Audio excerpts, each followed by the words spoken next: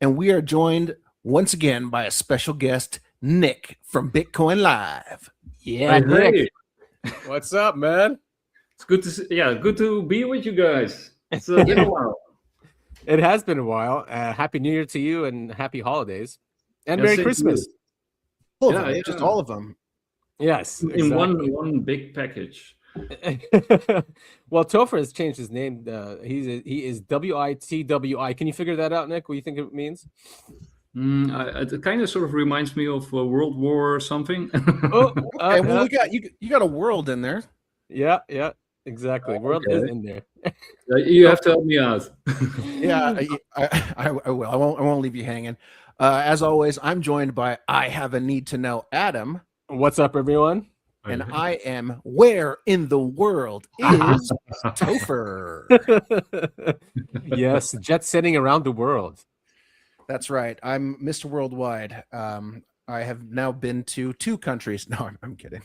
But I have been in several cities all over Colombia right now. And just the other night, got home to my new home and was just laying down to rest when some unfortunate or fortunate, depending on who you are, news was happening during the crazy New Year party that everyone seemed to be having. Wow. Yeah, I mean, but you guys are close enough, but you don't hear any rumblings or anything like that. No. Right? That's okay. Yeah, we share a border, and that's what I was texting you, Adam. I said it. Yeah, we're not close like in danger, but we're close enough. I mean, it's right. a few hundred miles west of where that was all going on. So yeah, I mean, if chaos is on the border, that's a dangerous thing. That's always dangerous, yeah, and because that kind of stuff seems to spread. So where are you located? Colombia. Okay. Yeah, He's so in Colombia. Beautiful country. It's freezing here, by the way, and raining. But it's storming and raining here right now too. Oh, look at that! Very interesting. And you captured some UFOs, right, Topher? Yes, I was putting them in the chat. We had a lot of orange orbs that it was like every night. It was crazy. Yeah, I kept putting them in the chat with us and Sid. I also captured a crop circle. I hope everyone found that crop circle video really super interesting. Yeah. So you saw that from the apartment or from the house? It was a joke, the crop circle thing. If you remember pulling it up, someone had just. Oh yeah. I know.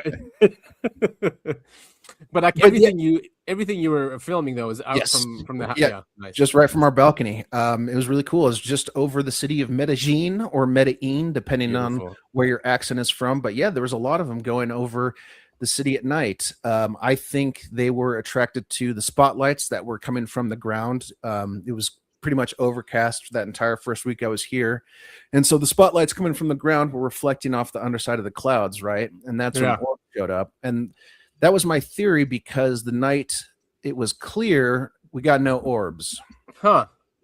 Did you talk? Oh, sorry. Go ahead. No, go ahead, Nick. Did you talk to anybody that lives there? Is it like a regular occurrence, or is it? Yes. Yeah. It is very regular, actually. It's very common, especially around the cities. I spent last week in Cartagena, which is a beach city, and I was thinking like, oh, ocean, tons of UFO action. Right. So I had my eyes on the sky the entire time, and I didn't see a thing. It was just over Medellin so far. Interesting. Well, there are a lot of videos that we've played them on the show too before that come out of Medellin, right? Medellin. So I guess if they are attracted to just something like spotlights, and these are automatic things, like I don't think there's actual beings in there that are worried about spotlights, right? It just seems like automatic behavior of some kind. Yeah, I mean, like programmed. We played that clip of the guy a few weeks ago, maybe even a month or more ago, where he was launching fiery golf balls into the sky, and he got a UFO to swing by to see what he was doing. So I don't know, maybe they're, for whatever reason, they see lights coming from the ground and go, hey, we better check that out. Yeah, exactly. Oh, you got the theory, right, with the plasma that, some of these UFOs are sort of like plasma beings, like, ball lightning. And, so that could be like a sort of rudimentary intelligence that sort of reacts to light or electromagnetic. Yeah, something. Right. Yeah. I mean, plasma is so mysterious. We've known about it for a long time. It's just been suppressed, right? I mean, and Nick, I know you have read a lot about it and have watched a lot of videos and follow the scientists who are at the forefront of this. But it's not in the mainstream. You know, I think only recently they added plasma to the curriculum, where it's it's now breaking out, right? I mean, you've been talking about it like forever probably, but you really see this sort of sea change happening, right? And I think in your last podcast with Sid, you know, with the 25 like moments, right? Yeah. And I think you guys also mentioned that even though there is probably no disclosure, like real disclosure coming, you do see that there's so much momentum behind this movement right now that it's, you know, you can't, you know, push it back under the carpet. Right. Yeah, definitely. I mean, especially with I mean, that plasma physicist that got assassinated, right, a couple of weeks ago. Yeah, that was ridiculous. And there's a lot of videos surfacing of what he was talking about. The guy was brilliant. It was a real tragedy that we lost him, and I don't know how many years it set us back losing him. Well, hopefully his research got passed along at least. I mean, I have to imagine it did. Or maybe it didn't. Yeah. I mean, the way things are going so far this year, who knows what's going on. Yeah. Exactly. No, but I think they're sort of pushing for some of these things, and then, you know, and then some people probably take it too far or reveal too much, and then, you know, they have to be, whipped back, or, you know, they have to get back in line or be. Well, you know, it just seems like, you know, like the mob runs this place, right? Especially the way Trump behaves. They are, you know. I mean, and they took out this scientist, and then all of a sudden, Trump media merges with, I think, TAE Systems, is that their name? And they are a fusion company. You know, they merged. I mean, it's just strange to see the president of the United States merge with a fusion company when the guy has nothing ever to do with anything technological. So, he knows something, and then, I mean, did they take this guy out because he was competition, or they couldn't recruit him? It's very, very weird. Weird timing too. Yeah. But I think you're right. It's the mob, right? Yeah, I mean, clearly the mob. Yeah, they act like the mob, they talk like the mob, right? Everyone around Trump.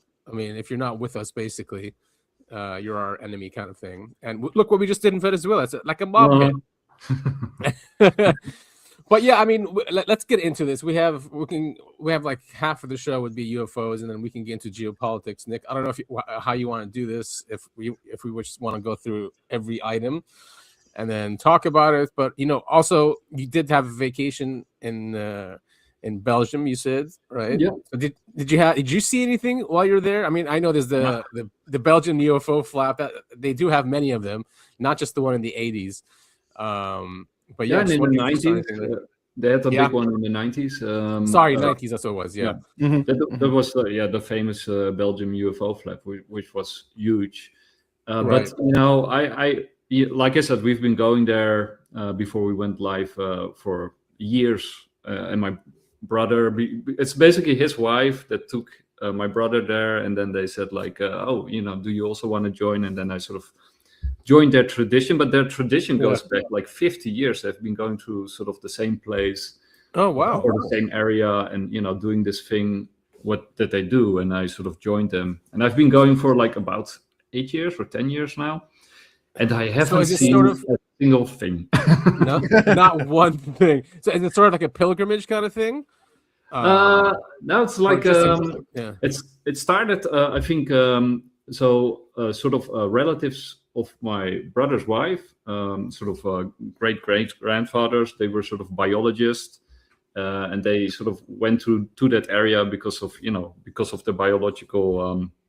Science and, you know, doing research, and they also liked walking there, and then it turned into sort of like a family tradition thing where, you know, friends of theirs also went with them, and then, you know, and basically it turned into walking, eating, playing games, talking, and enjoying nature, and, you know, doing these long walks through nature, and that's, you know, what it has turned into. That's beautiful. So at night you didn't see, I mean, I'm sure because these are smaller villages, so probably light pollution is very low. I mean, were you guys outside at night and looking at the stars or anything moving up there? Yeah. Well, sometimes you do see a satellite. Yes. And, yeah. Stuff like that, or a falling star. You see a lot of that, and sometimes you see something that might be sort of like a UFO. Yeah. But it's not very clear. It's not like Topher. Topher makes these beautiful shots, right? Oh man, I've never seen anything remotely like that. Yeah. So same thing when I was in Switzerland, where I'm for sure there were satellites. When you see something weird, I didn't see anything zipping. I'll see something moving, right? Not flashing, but it could be a satellite. There's so many of them up there. But yeah, you're right. There's very little light pollution, so you have a very clear sky, especially if it's cold, which it usually is around that time. Right. Yeah. So you can see a lot of stars, like you can see very far. And was there a huge New Year's celebration, or were you back by then? I was back by then, and there was a huge New Year celebration in Amsterdam.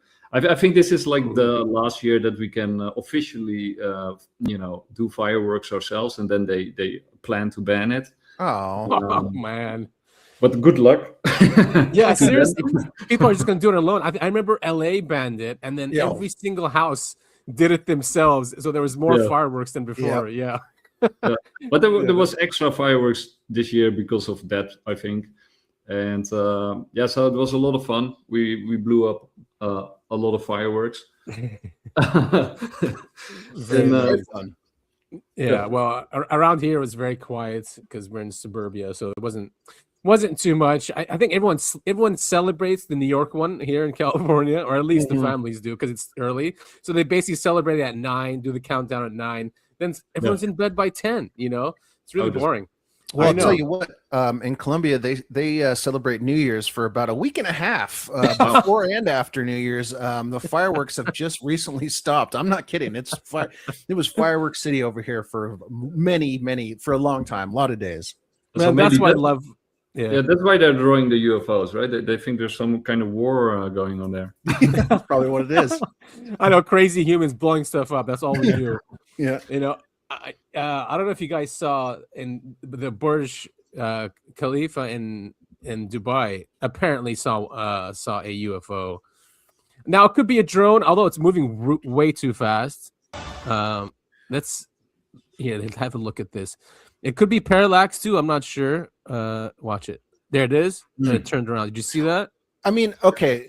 My only belief as to why this might be a drone is because you've got one camera. The camera that's showing this is moving one direction, right? He's moving, yeah. He's moving to the right. And then if this drone is something moving to the left, it'd make it look a lot faster. That being said, it could be a UAP. I mean, who knows, right? Yeah. Hard to tell. It is hard to tell. And some people linked like other videos, which I couldn't see anything in the other videos.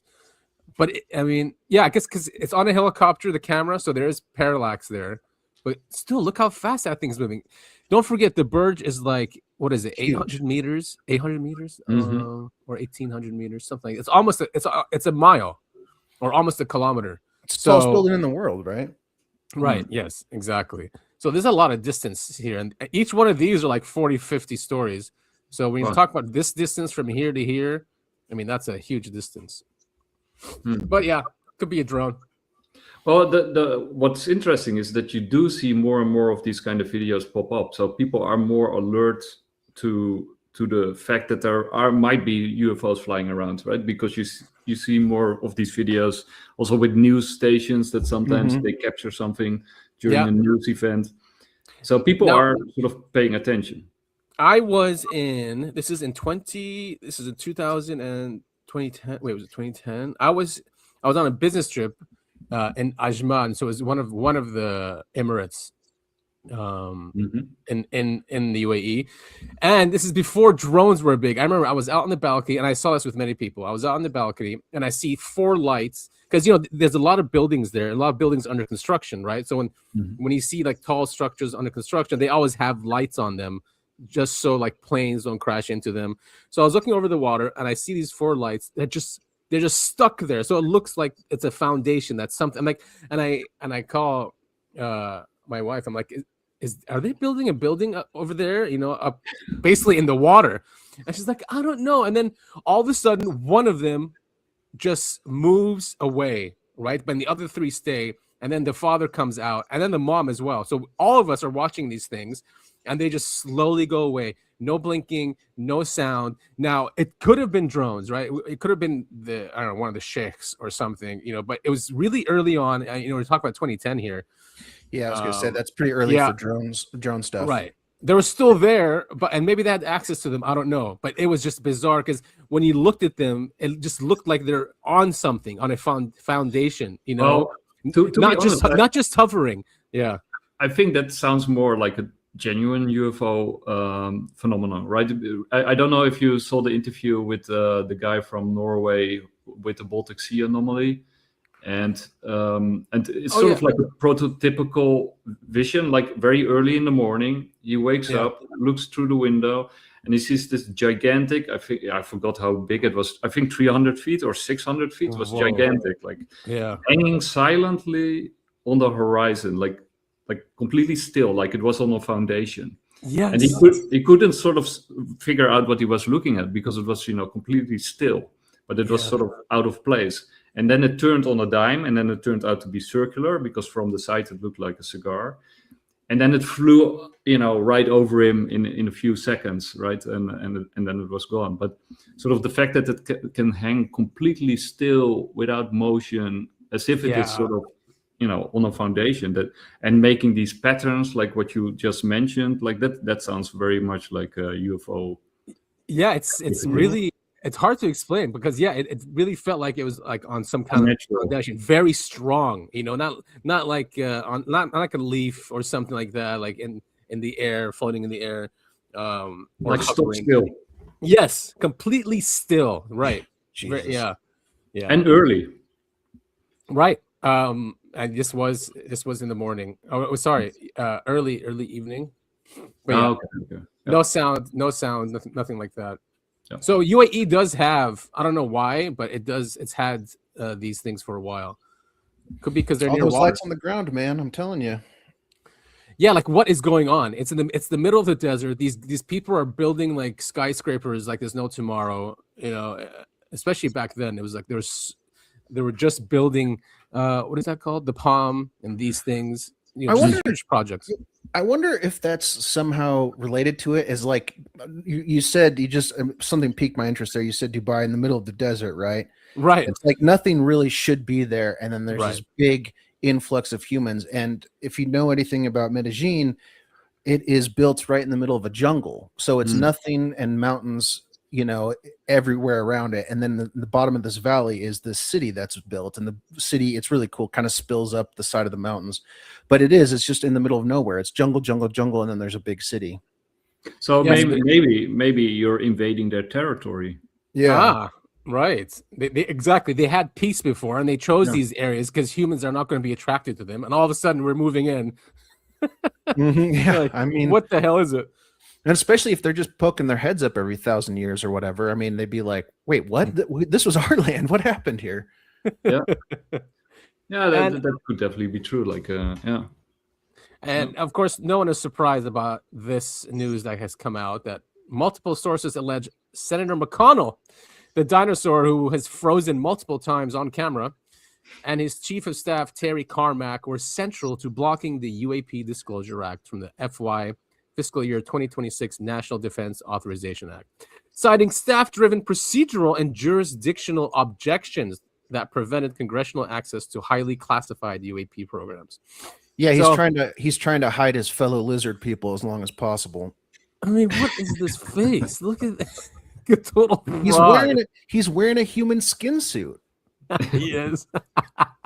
Well, the CIA and they have had these sort of masks that they can put on, which are really, when you see somebody sort of take it off, it's like really strange that you can actually transform somebody's face wearing these kind of sort of skin masks that they developed. They're really impressive. They're expensive, huh? I think they go in the thousands, but they are very, very convincing.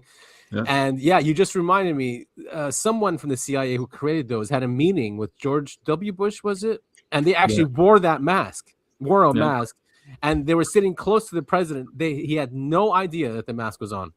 Yeah, and remember, I mean, it's an obvious. I mean, it's not a secret that dictators they use doubles and triples and quadruples, right? Yeah, so why wouldn't we do the same thing? Like, right, exactly. Saddam did that. I guess Maduro didn't do that. All right. Or he did, and then somebody's on the boat. yeah. And I guess phones have really ruined that in a way. I mean, these systems like Palantir will identify you by your phone, by your user behavior, what you're looking at, who you're talking to, all these things. So I can't see doubles having the same fingerprints as you or as the real person. So that might but you would use them only on strategic moments, of course, not like continuously. At least I agree. It would be kind of hopeless if you tried. Agreed. And I would like to get myself one of those masks. I've been looking at them for a while, actually. Hey, maybe that's how we can get on camera, Topher. Yeah, there we go. Sure. That sounds. There's no way that could possibly backfire. I mean, it'll definitely throw off the AI trying to identify us. You know what I mean? Sure. Guys, I have to reveal something. It's actually not my real face that I... Oh, my God. Oh, man. Actually, I'd wear a Mitch McConnell mask for our podcast. It'd probably fit. So funny. Probably fit just as well as it does on him. I'll do the Jeremy Corbell one. Well, that's this guy is obviously also wearing a mask. Yeah. Do you know who this is? No idea. So this is Ryan Bledsoe. This is Chris Bledsoe's son. He's got the lady right there in the background.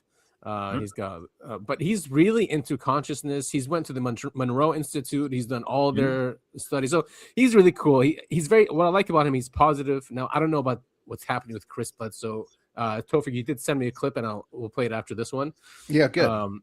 But he had great interviews, especially on the higher side chats. What I like about him is like if the lady's real, he's saying that, or whatever these entities are, that they are stronger than the people who are running this world, and that they know that, and that's the danger, that they want to stop them.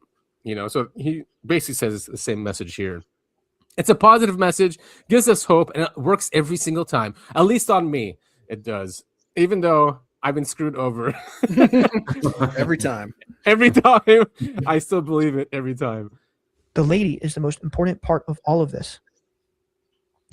The lady is the being that is running the show and that is coming here with fury to wake us up from the ruling control system here, from the dark forces that are binding us to this place, from those negative, sadistic, parasitic, vampiric forces that want to feast on our minds and our suffering and keep us trapped here. The lady is the force that, destroys that and severs that power over us. Now, we are approaching a point where on the collective level, this power will have free reign in our world as long as we all collectively and freely invite it. And I believe they will be able to help get rid of the dark forces that are controlling us. And, their days are numbered. The dark forces are numbered. And that's kind of what the plan is of this UFO phenomenon. It's not just a dog and pony show. It's not a magic trick. It is a very real prophetic force that has been guiding us for thousands of years, helping us barely survive, right? Until we got to this fated moment in our destiny where these two worlds were crossed, where they can just have free reign to come into our world and do what they want. What do you guys think? I mean, is it a cool story, bro? Is it another like hopium thing, or is there truth in this? Well, the way I look at it, like if there's something to the UFO phenomenon, and I think there is, because and I think you guys also think that's the case. Then that does put all those religious stories from the past into a new light, right? Because you got a lot of different theories regarding religion. You got the Freudian theories, Durkheim theories. You got a lot of different ways to look at religion. But basically, all of those different theories that we normally apply on religion is that they make stuff up. Mm-hmm. But there's also another possibility, and that is that it's actually true. Right. Right. And yes. And that they were trying to convey to us what they saw with the tools and the concepts and the imagery that they were accustomed to, which were sort of course, culturally determined at the time. Mm-hmm. So maybe they did, see UFOs and aliens and, interacted with them in some way. And if that's the case, then, if that's the case, then it means that UFOs in the past had like a tremendous direct influence on human society, like in a very real and visual, direct way that is hard to fathom, right? So, and then, he's using the lady as an imagery, which looks a lot like Lady Mary. Yep. Yes, she does. Yeah, so, maybe we're going through another epoch where religion becomes suddenly very real. Yeah, I just think we humans we're flawed creatures. We live in the three-dimensional realm. We think, breathe, live off of our meat, right? We've got meat in our heads, we've got meat on our bones, all this other stuff. And so when a trans-dimensional being shows up and does whatever it's going to do, fly around in its UFO or show up looking like an angel, humans are going to interpret that in the only way that they know how. They're going to interpret it using their meat eyes and meat brains, and they're going to come up with some sort of meat story about it. You know what I mean? Right. Yeah. And so and that's why often you'll see with UFO cases where the same people have seen the same UFO event, they interpret it differently or they see it differently. It's not because one of them is lying or something along those lines. It's just a matter of interpretation and how your brain, your experiences and your whole life shapes your perception, right? And so someone may see the Virgin Mary, someone may see, oh, look, that's my mom, or someone says, what the hell are you talking about? That's a giraffe. I mean, I think it's things like that. But when you start getting into the woo-woo stuff, then all these things, all these interpretations, the lady or religions or whatever, I mean, it comes down to whatever the belief system or whatever the perception of whoever is describing it. I totally agree. I mean, all bets are off. And one of the other things that I want to say that sort of ties into what you said, like, when you, for example, when you do philosophy and you have like phenomenology and you have people looking at things from different perspectives, and that's like what you just said, like, it colors what you see and it determines sort of the things that you focus on. But with UFOs, it could also be that they directly tap into your brain, like on a way more deeper level, right? And that like our belief systems are actually sort of activated, and that they can actually cloak themselves in what we think, like in that, in that we're not actually seeing them, we're actually thinking them. Right. Yeah. Because I mean, our brains, and this has been proven, is that our brains reconstruct the world inside of us. Right. I mean, it's trying to do it as accurate as possible, but it's also filtered through our beliefs, our perceptions, all of that. I mean, that's what it's called, the mind's eye. So I believe that. I mean, that'd be a perfect way to cloak yourself.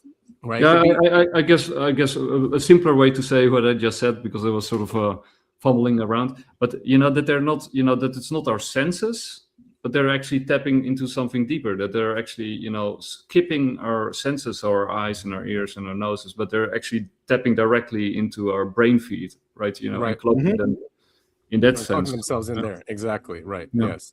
And, the perception, I think it's the same phenomenon going back, right? Even with religions and going forward, but the perceptions of it has changed with how civilization has progressed.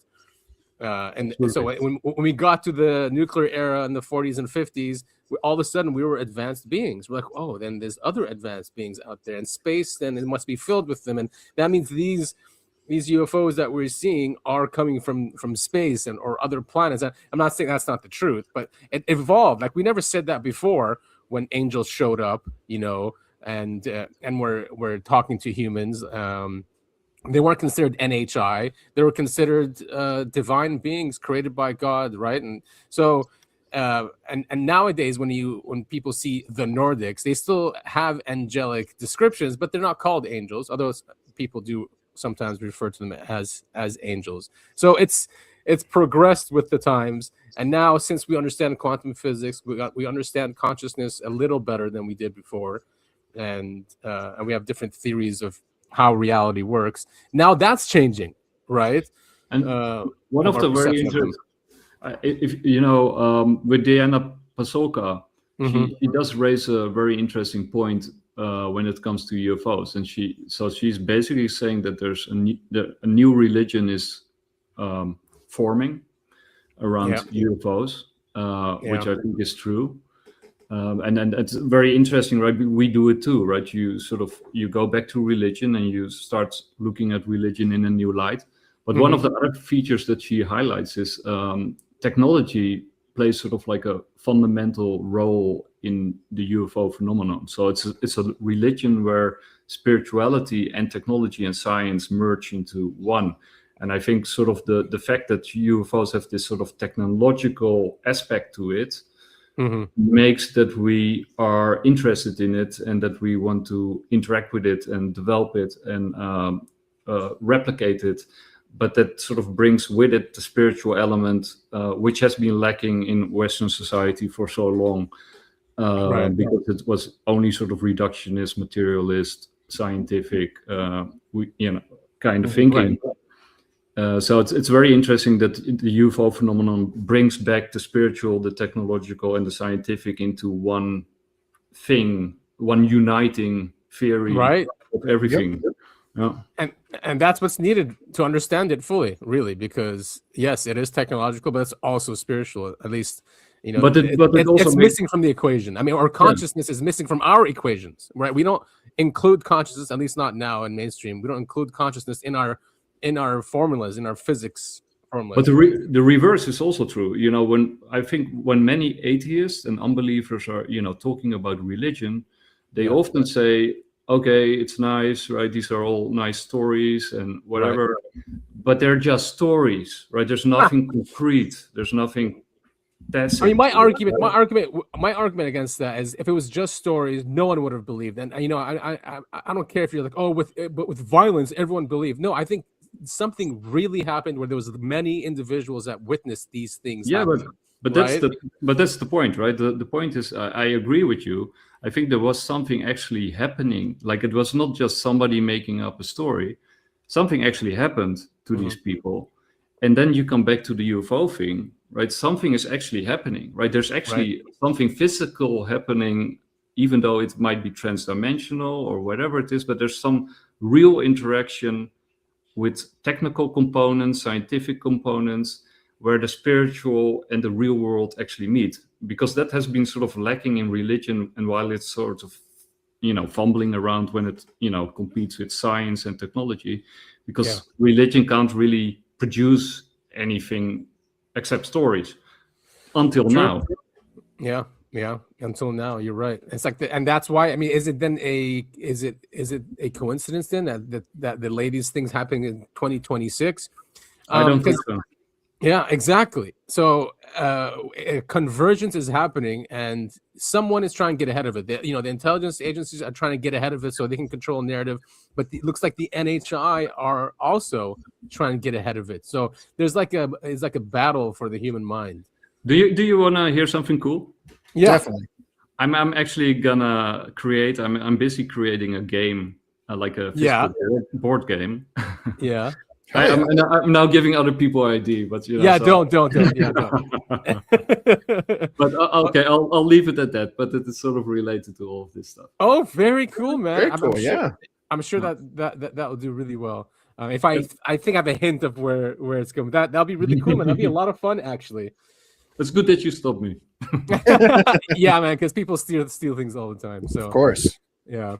We should remind our listeners that anything that's said in this podcast is automatically trademarked, so they can't take it from us. It's like a 60-year copyright. Yeah, exactly. 60-year. I'm gonna put the disclaimer under the description. You absolutely should. If under each show. Anything you listen to is automatically trademarked. Every word, every single word. So funny. All right, so that's how Warhammer and Marvel operate, right? They steal everything and then they copyright. Yeah, exactly. That was Disney's how they did everything for a very long time. Oh yeah. They live off that and live off licensing. Yeah. So bring your fan art and then we'll put copyright on it. Yeah, exactly. So this is Ryan Bledsoe. He's Chris Bledsoe's son, and if you don't know about Chris Bledsoe, he wrote the UFO of God, and apparently he has access to orbs or contacts orbs, and he's shown many people this. Although Topher sent me this, Representative Burleson says he put Chris Bledsoe on the spot to summon orbs, and nothing happened. Which is strange. Usually the guy's able to do this. Right. He was just in Laguna Beach doing it for Sammy Hagar, and he apparently many groups go to North Carolina and he takes these groups out and these orbs show up, but apparently it didn't work with Burleson. Here, let's take a listen. I went to dinner with him. I'm trying to remember if it was after the hearings or before one of the hearings. Went to dinner with him and some other people that are kind of in a way that they're kind of Chris Bledsoe groupies, and I'm saying that in the most they're good people too, but they're all friends together. So I didn't really know them very well, but they wanted to have a conversation. So I just happened to have the evening open, and we went to dinner. And I didn't know who Chris was. I learned about his his story, and what he claimed to me that he was able to actually communicate with, and that he had like the ability to communicate and call in UAPs. And so I asked him, so where does this happen? In the desert, over the water? Where can this happen? Over a city? And he said, anywhere. And I said, anywhere, any time of the day, at night, when? And he said, pretty much any time. It's easier to see it at night. And I said, what about right now? What about right here, right now? And I said that because I have been, this last year and a half or more of being involved in this topic, it gets pretty frustrating to hear lots of stories, to hear people's firsthand accounts, and yet not have no receipts, no proof, nothing. And so I asked him if he would be willing to demonstrate that. We went on the Capitol Mall. After a few hours, I gave him a few hours and nothing happened. But then I was told that a few weeks later they went to the exact same location, and I think they recorded it. It was on Ross Coulthard's show. They actually released some videos that they had taken from their cell phones of some objects that they reportedly, according to them, that they called in with Chris. But I was not there, so I can't confirm that was the case. All I can tell you is that I gave him a chance, went out with him, and nothing happened. So he gave him a few hours too. So pretty disappointing that Chris wasn't able to get these orbs, and it doesn't help the case really. It means that he has to have more time to set up something. I don't know how he does it. A lot of guys get performance anxiety. I've been there. Yeah, so it also ties again into the sort of religious thing, right? Remember, in religious texts there's often skeptics or people who don't believe, and then something doesn't happen which confirms their disbelief, right? So, and then within the UAP field, there's many people, I think Ross Coulthard is one of them, but there's many others as well, who sort of complain exactly like this guy. Like, I haven't seen anything, right? But for example, with Ross Coulthard, there's this lady that he sometimes does sort of the weekly thing. And one of those ladies, because I think it's like 2 or 3 of them, she went, I think, to Greece at some point on a holiday, and she was also a disbeliever. But apparently she actually saw like a gigantic sort of silver orb hanging in the sky. And Ross was like, what? I've been doing this for how many years now? And you go to Greece and you see an orb. But she was like, she was kind of shocked by it. But so I just think there's like this trickster element within it, and like we just said, like if UAPs can look directly into our brains, and it also reminds me of brain-machine interfaces, right? Only a very highly advanced brain-machine interface. But if they can do it, and maybe there's reasons that they don't want to reveal them to that particular individual. And remember also that some people can actually summon UFOs, that they are actually looking somewhere, then suddenly they see something, and then they think in their mind like, oh, I wish I could see it a little bit closer, and then it suddenly comes closer. There's a lot of those kind of stories too, that there's actually, Real quick, when we were seeing the orbs over the city, all of us were like, we talked to each other after. We always like, come over here, come closer, I want to see you, come closer. Yeah. Like that was, we were trying to send that message out as positively and not demandingly, but like just calm, like, hey, like I'd really like to see you up close. Please come closer. Didn't work in our case, but also my dad was there, and he's really not into the UFO stuff, so that could have been part of it. Yeah, but I also think like the way that you summon them or not summon them, unsummon them, is I think in a way sort of like beyond what we can actually conceptualize. Like I think it's like with Buddhism, and you reach nirvana. It's like it takes years and years and years of practice. Oh, yeah. And you don't really even know what you're doing, right? So, I don't know. I don't think this is like a problem for the. But I understand his frustration. Yeah. I mean, and it's weird that he never heard of Chris Burleson. Of Chris Bledsoe, because Burleson, he's on the committee. I forget which committee, some GOP committee, but he's in charge of the UAP thing, right? Or they put him in charge. They keep changing. Before him was but I mean they're politicians and elected officials. They don't care about the truth or finding experts. They're looking for ways to get money and power, and that's kind of it. Right, or notoriety and get reelected. Yeah, power. Yeah. So I mean, I that doesn't dismiss Chris Bledsoe 100%. His story is definitely strange. The NSA was very interested in him. The NSA with DNI, they all went to the house. Yeah. Don't take that opinion to Reddit. They will shred you alive. You know what's sad about that is that AI uses Reddit the most. It's not Wikipedia. It's Reddit that they mostly use. Well, even before AI started becoming a thing, like you'd search something on Google, and like always for many years, the first thing that would pop up is someone had previously asked that question on Reddit, and that's how it became the go-to for a lot of people. Yeah, go ahead, Nick. Now, it's sort of I actually on my vacation I almost finished one book. It's not completely finished, but it's the book Imminent from Louis Elizondo. Nice. It's not a bad book, actually. It's a good book. It's actually it's very interesting. There's a lot of insights there, and I probably want to do a podcast on that. But one of the things that I didn't know that's in the book, turns out that most of the people who are involved with the UAP topic, and especially those people who are interactions or soul stuff, turns out that they have Native American, and I'm gonna butcher this, but Cherokee blood in them.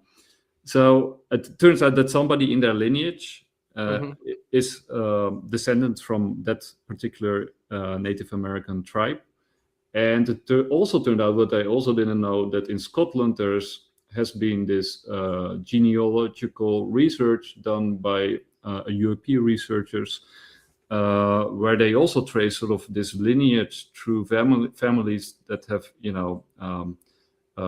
clairvoyance and all those kind of sort of paranormal abilities. And there's this lineage that they can trace through those families, which is very fascinating. Yeah, so I mean, it just goes back to the whole consciousness thing, right? Or clairvoyance, or just some ability to connect with them in a non-physical sense. Yes, these people have abilities for that. the native tribes in the Americas especially were, well, I won't say especially, just native people from long ago. Many of those cultures, if not most or all, were much more spiritual and open to communing with nature and stuff like that. I mean, we grow up in the United States hearing about the stories of Native American tribes all the time, especially, you know, I grew up in Montana, which is heavily still to this day, you know, full of Native Americans. And especially the area you were in. It's a big part of the culture there. So you hear about all of these different rituals they performed and the coming of age stuff, and it was all very much, you know, be in nature and let your soul become one with the cosmos kind of stuff. I mean, it's great, but it's no surprise that even now people who are seeing UFOs often have that you know, that blood in them, the Native American blood.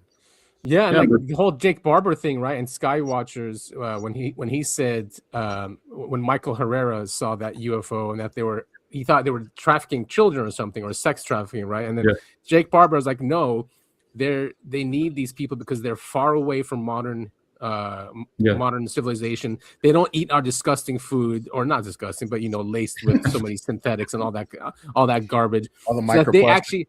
Yep, exactly. So he said they were free from all that, and that's why the U.S. government was using them as assets, psionic assets, to communicate with NHI. Plus, they're easily controllable, of course. But they won't rebel because they don't know what freedom is, right? Or technology. That's a good point. That is a good point. Because, But it's interesting, right? Because you know, David Paulides is also very connected to this Native Indian, Native American groups. But I find it very fascinating that you got these German scientists. Germans, he says Germans. Abducted or have these that they disappear. But then it also turns out that you have this particular Native American group that can see them, and so it's very very specific, limited groups of people that, you know, that they interact with, or that they, you know, that they want something from. But it's strange, we don't know what it is. Could be something in the future. Could be some maybe genetic material they need from the past. Who knows? It's very specific. And then have you guys seen James Fox's? It's a new edition of his documentary, the Virginia one, but he's added new footage. I need to go back and watch this, because the Virginia, or whatever it is a very fun. That's how Hecklefish says it. Virginia, of course he does. But it's a very, very fun case. Yeah, definitely. And so the doctor has come out, and this is a longer clip that we I think we've played some other clip from 2 weeks ago, but this is a new clip that's out.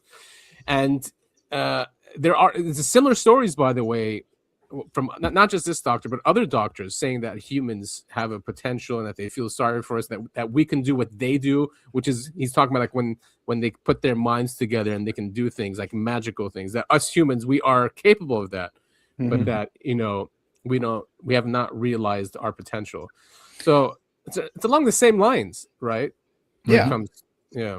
I'm always a little wary of that story, just because it sounds a little too like Star Wars or Marvel kind of thing, where it's like humans have the ability to be psychic and have magic powers, and that it's just kind of it's like a selling point. You know what I mean? I totally agree, and I also think I have some friends who are also in UAPs, of course, and then, you know, sometimes magical thinking takes over, you know, because you know, if it's all real and these people can sort of summon UFOs, and like you said, like if we also have psionic powers, you know, then some people start thinking like, oh, I can do anything. I can just manifest life with my mind. And so there's this really sort of romantic, kind of silly aspect to it. And it always, sorry, I didn't mean to cut you off. It always seems to be those type of people who are selling that. They always go, if you want to know the secret, buy my book. You know? I think it was John Lear. No, not John Lear. Who's the guy who, he died recently, but he used to do surgery on people who had implants in them, alien implants. Is it John Lear? I think it is. I think you're right. Anyway, so the story comes from him. But yeah, let's take a listen. It's a 2-minute clip, and he some new thing. This is with the doctor. He's a neurosurgeon, and he was head of multiple hospitals. So he's a major guy in he's no schlub. Virginia. Right, exactly. The producers didn't let it go, returning to Brazil multiple times since. Você vê que era um ser que estava aqui exposto às nossas coisas, né? Que o colega... After several... Oh, wait a minute. He's not speaking English. Oh, I'm sorry. I actually understood this perfectly. I keep forgetting not everyone's bilingual like myself, trilingual even. Do you want me to do the voice? Yeah, sure. Sure. Yes. After several minutes of interaction with the being in this exact ICU at Hospital Regional. Too bad. Yeah. That's apparently the bed. Dr. Italo told us the military burst in and took the being, then threatened the hospital staff to remain silent. In Portuguese, people are, wow, that's why we never talked about it. That's why he's saying, shoot, I missed that part. He should. That's explain in the documentary. Just keep going. Sorry, listeners. Can you explain to the documentary that we have to do? Oh, wait, maybe it's in English now. 1 second. documentário que a gente teve que fazer. No, it's I not. don't think Why- so. Why would he do that? Yeah. All right, so he's going to explain. Here we go. Yeah, this is new footage. I just want to get lots of politics. Oh, that was two different people talking. He sensed intelligence and an intelligence much higher than mine, says the guy in Portuguese. And the guy in English says a lot higher intelligence than his. Okay, he's translating for him. I don't need to do both voices. Okay, let's check it out. All right, sorry about that. It's also very demeaning, like, you know, higher than his. Yeah. A lot higher intelligence than Oh. his. Apesar de ele estar dependendo da gente, ele tinha domínio sobre o que estava acontecendo. Dá para você falar isso? Ask him how it feels to be sharing this information after 29 years. E como é que o senhor se sente de estar dividindo essa informação Não agora chorar. depois de... Feels like crying. No kidding. Excuse me. É um ser sublime, né?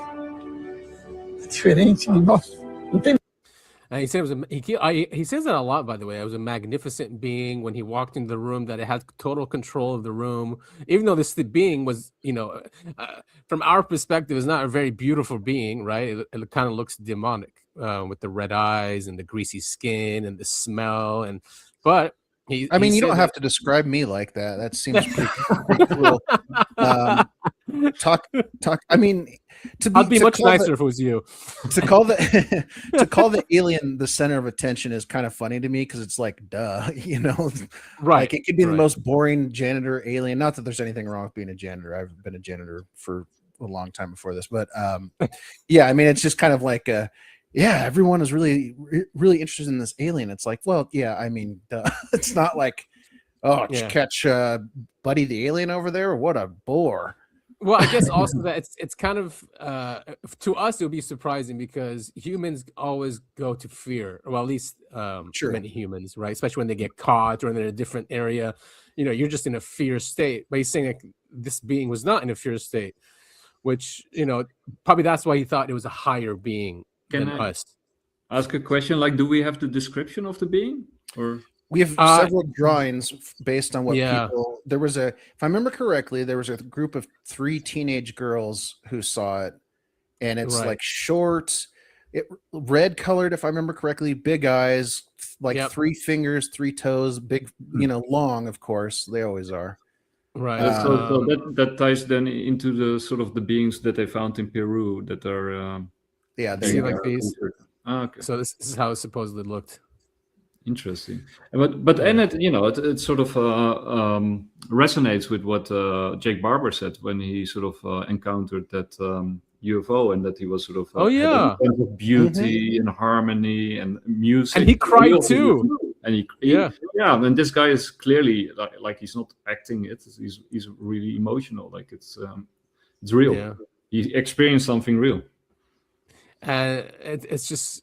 And it's weird. He treated it as an equal, as a doctor. I remember him saying like he looked at it like a doctor would look at it. Anyway, yeah, that's how it looks Here, let's go back here. Yeah, I still remember when we covered that, one of the prevailing theories was that the girls had seen a homeless guy that lived in the area. Remember that? Yeah. Yes. Yeah. And that's what they thought was in the corner. And then they saw the glowing eyes and the horns on top. Well, no, that was the so-called debunkedness of it, was that they had mistaken a homeless guy for this alien. Oh, really? Yeah, you don't remember that? Yeah, it was podcast and all the jokes that Hecklefish makes. I get that mixed up sometimes. That might have been just a Wi-Fi thing. I want to ask you a question, you guys a question. Like, when you see a testimony from a guy like this, for example, or even Jake Barber when he talks about those aliens. I mean, this is, to me, clearly authentic. I mean, there's no way in hell that you can fake these emotions and this, he's clearly remembering something and it's doing something to him. Yeah, exactly. Yeah, he's calling him angelic too. I tend to believe these type of people, people who aren't. It's kind of a joke on the show now, but I typically, if someone always goes, "Yeah, you can read about it in my book," I just go, "No, they're lying." But people like this who aren't looking to make any money, who clearly had an impact on them in their life, I tend to take what they say at face value. But I also, as a caveat, want to throw in there. Do I believe what they're saying? Yes. Do I necessarily believe that's exactly what they saw? Not necessarily. The brain is very, very weird. Agreed. And especially if you can manipulate it, being a higher intelligence, then testimony becomes kind of tricky. Yeah, and that could be an actual defense mechanism. If these beings can manipulate other minds or consciousness, it could then implant that I am an angel. I'm not going to hurt you. I'm. You know what I mean? To pacify. Yeah. When it could be just demonic and trying to get out of the situation.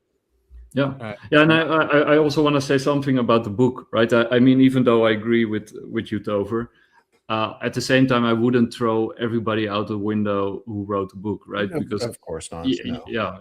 You sometimes have to convey information through a book. So I can also totally understand that, UFO researchers write books in order to, spread their message. Yeah, it's just, I think most of it is frustration on my end, because you'll hear all these people going, "Oh, I can't talk about it. It's just so dangerous if I spread this knowledge. But if you really want to know, you can, buy the book and see everything I had." That's kind of stuff. If they put it like that, then yeah.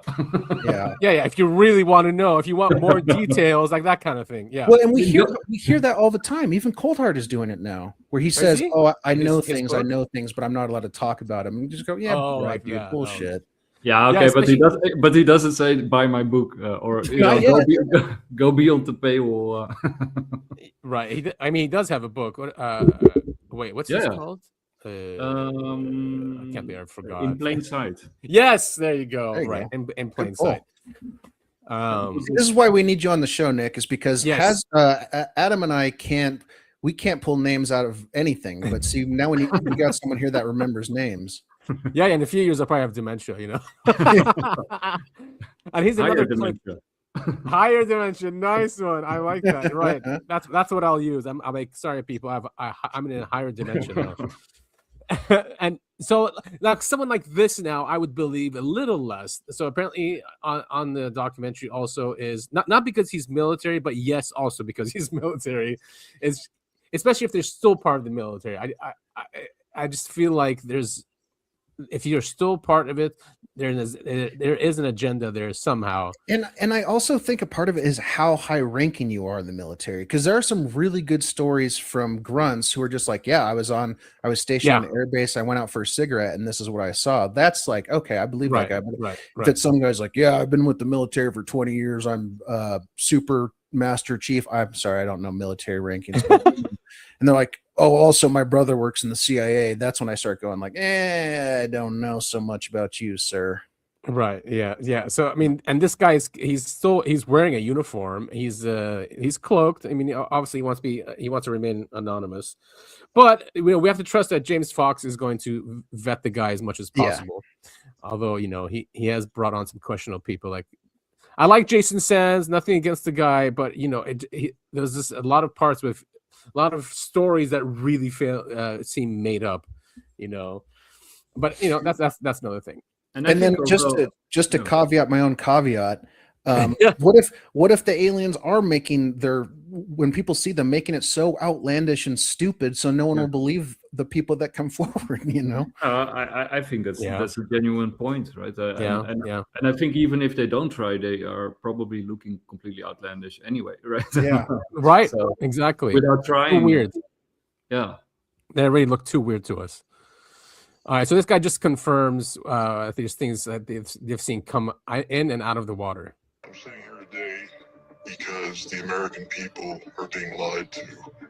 And I think it's high time that we rip the Band-Aid off and go for full transparency, because I believe the American people, and quite frankly, the people of the world at this point, have a right to know.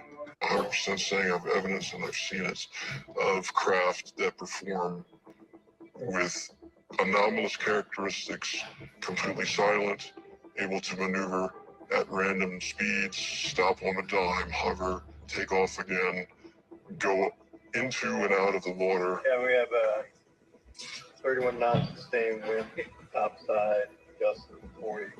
What was splash? Mark bearing rain. What do we have that could do that? P1 control doesn't know what type of aircraft it is either. It is really, truly amazing when I'm able to look at a report or video, photos, and know that's not from here. All right, so there's some government insiders confirming, which is good to have, right? I mean, it's good to have all these different data points. Now, could those have been ours and he didn't know? Probably.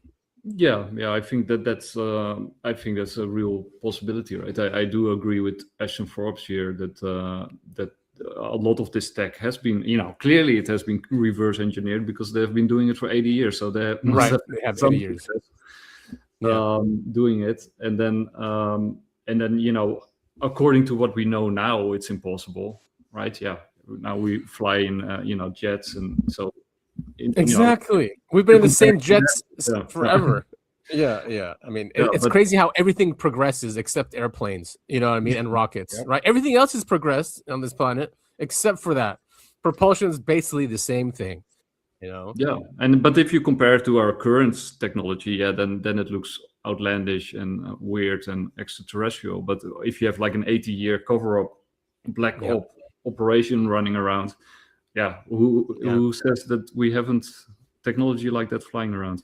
Yeah, and they've classified physics. If plasma research has been classified, inventions have been classified. I mean, there's the Invention Secrecy Act, right, of 1951. Any invention that's going to rock the boat, they just take it over and classify it. So 80 years of that is enough time, I would say, for us to understand these vehicles. So the question is now, are those interdimensional vehicles? Are those interplanetary vehicles? Are those time machines? Or is it like all the above? Right. The latter. And I guess that's the danger then. If these things are time machines, and Giorgiani is one of the guys who pushes this as well.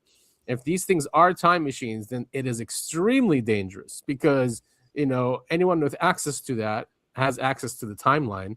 And you could do but right? We say time machine, but we don't actually understand what we say when we say it, right? I mean, time machine can be many different things. I mean, if you fly, birds are also time machines. They fly further away from Earth's gravity, so time moves slower.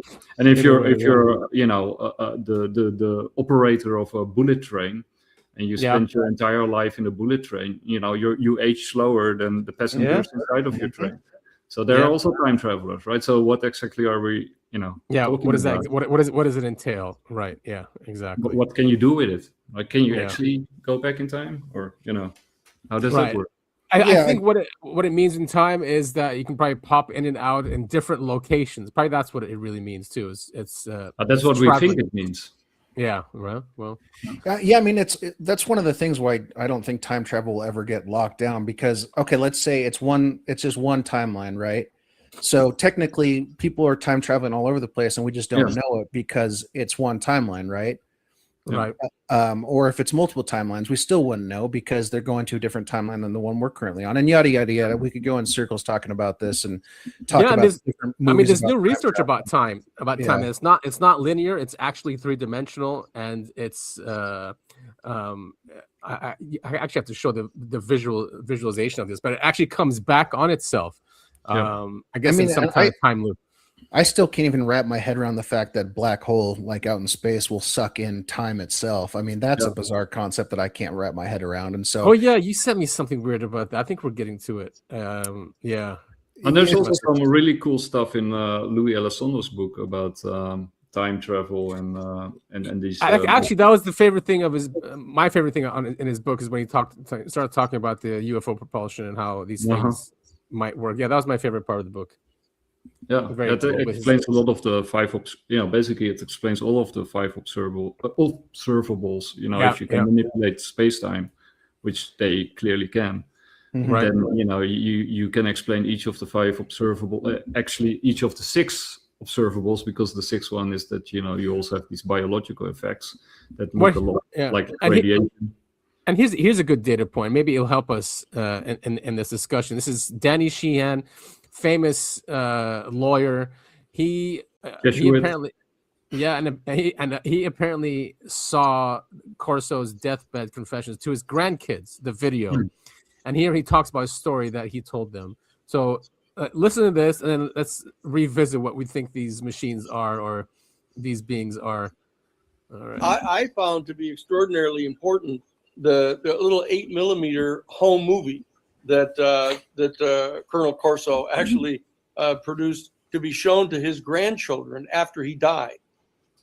This I found to be extraordinarily persuasive.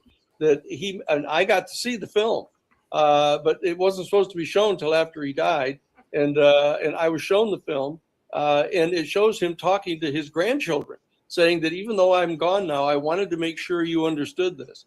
And what he did is he talked about the fact that back in 1945, in July, before we had even dropped the bombs on Hiroshima and Nagasaki, they were experimenting with the nuclear bomb out in the desert at Alamogordo in White Flats, that in New Mexico. He in fact was one of the security officers there, and he said that they were seeing UFOs. He told his grandchildren from the grave, basically on the little 8mm home movie, that he had been there and that saw the UFOs, and that he took a lunch break to go leave and went off into the hills somewhere to go to lunch, and he saw one of the craft that had landed. It had been somehow disabled by the radar that was up all around the proving grounds, and he had a direct contact with the UFO occupants of the vehicle, and they communicated to him telepathically to please take down the radar just temporarily to allow them to flee.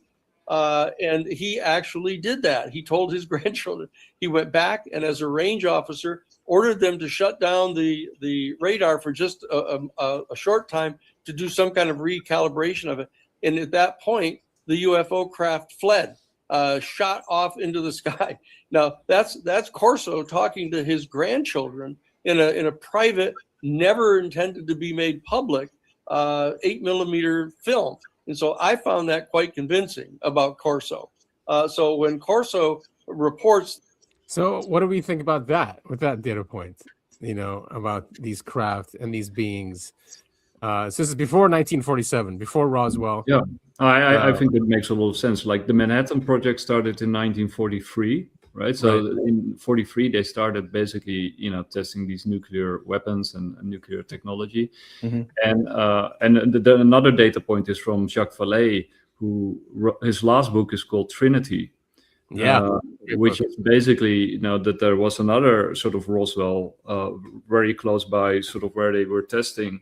And so apparently these UFOs are clearly affected by electromagnetic fields, and that are either generated by radars or by nuclear weapons themselves or explosions or I think it makes a lot of sense, and especially if your engine is sort of anti-gravitic electromagnetic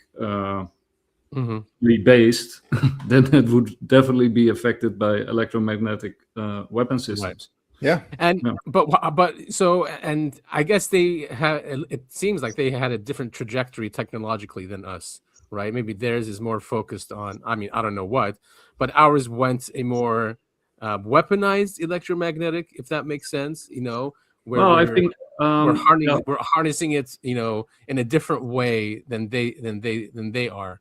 So that's why they didn't have defenses against it. You know, I'm not so, because lots of people would say, well, if these are advanced beings, then how come they don't understand radar and have defenses against it? They're just different beings, you know, different than us.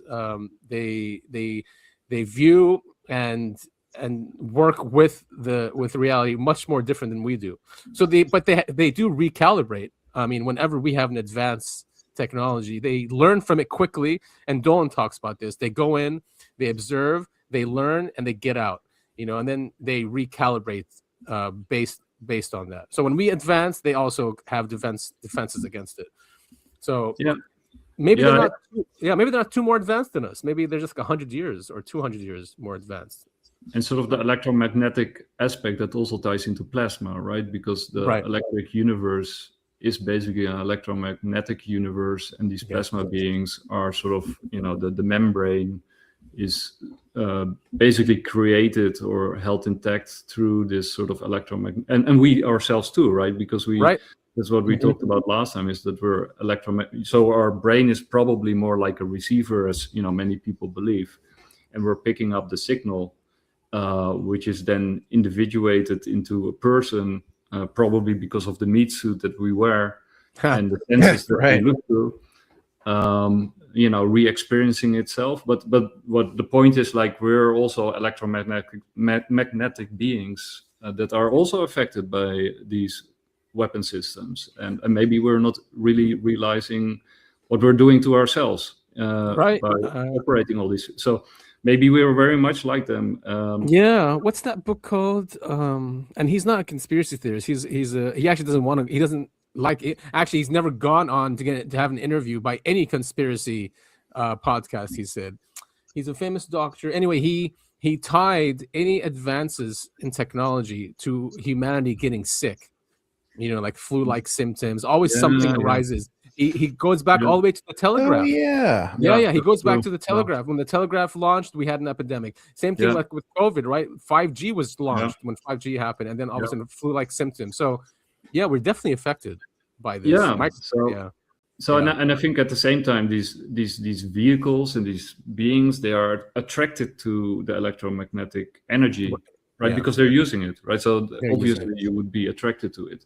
But you know, if it's then weaponized and pointed at them, you know, it might disrupt their systems, and maybe they're not used to it being weaponized in that particular way. Yeah, because they're not like that. So I guess they are in a way angelic. I'm not going to just flat out say that, but in a way they are, because they're not really weaponizing things the way we weaponize them. You know? Yeah, instead they just abduct us, steal our sperm and eggs. True angels in the skies above. Yeah, that's why I said, like, in a sense. I mean, I guess we're like kind of more evil in a way, or maybe more violent, or more simple. Yes, more, you're right, more simple, more, or I guess you'd say the word for it might be barbaric. I don't know. Yeah, brutal. Yeah. And I wanted to bring this up again. This keeps coming up, Topher, and this is now on Roth Coulthard. Dolan was on there talking about the UAP hotspot, Catalina Island, which is, you know, right off the coast here. I spent, when I used to live there, I'd spend countless nights just screaming at that stupid island to reveal its secrets. Well, we've talked about this on the show before. I've had that the experience with some connection I had when I was at a house nearby there, and this is before people were talking about Catalina. I was like, man, there's got to be a base after that experience. Like, there has to be a base out there, because that's what it felt like, and it felt so close to me, even though the ocean is huge. And just and I was really scared.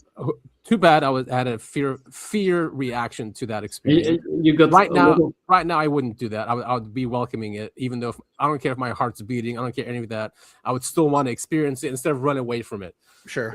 Yeah. So hopefully it happens again. But there's definitely something out there. I think the Nimitz is on the other side. Which one was? USS Nimitz. Yeah.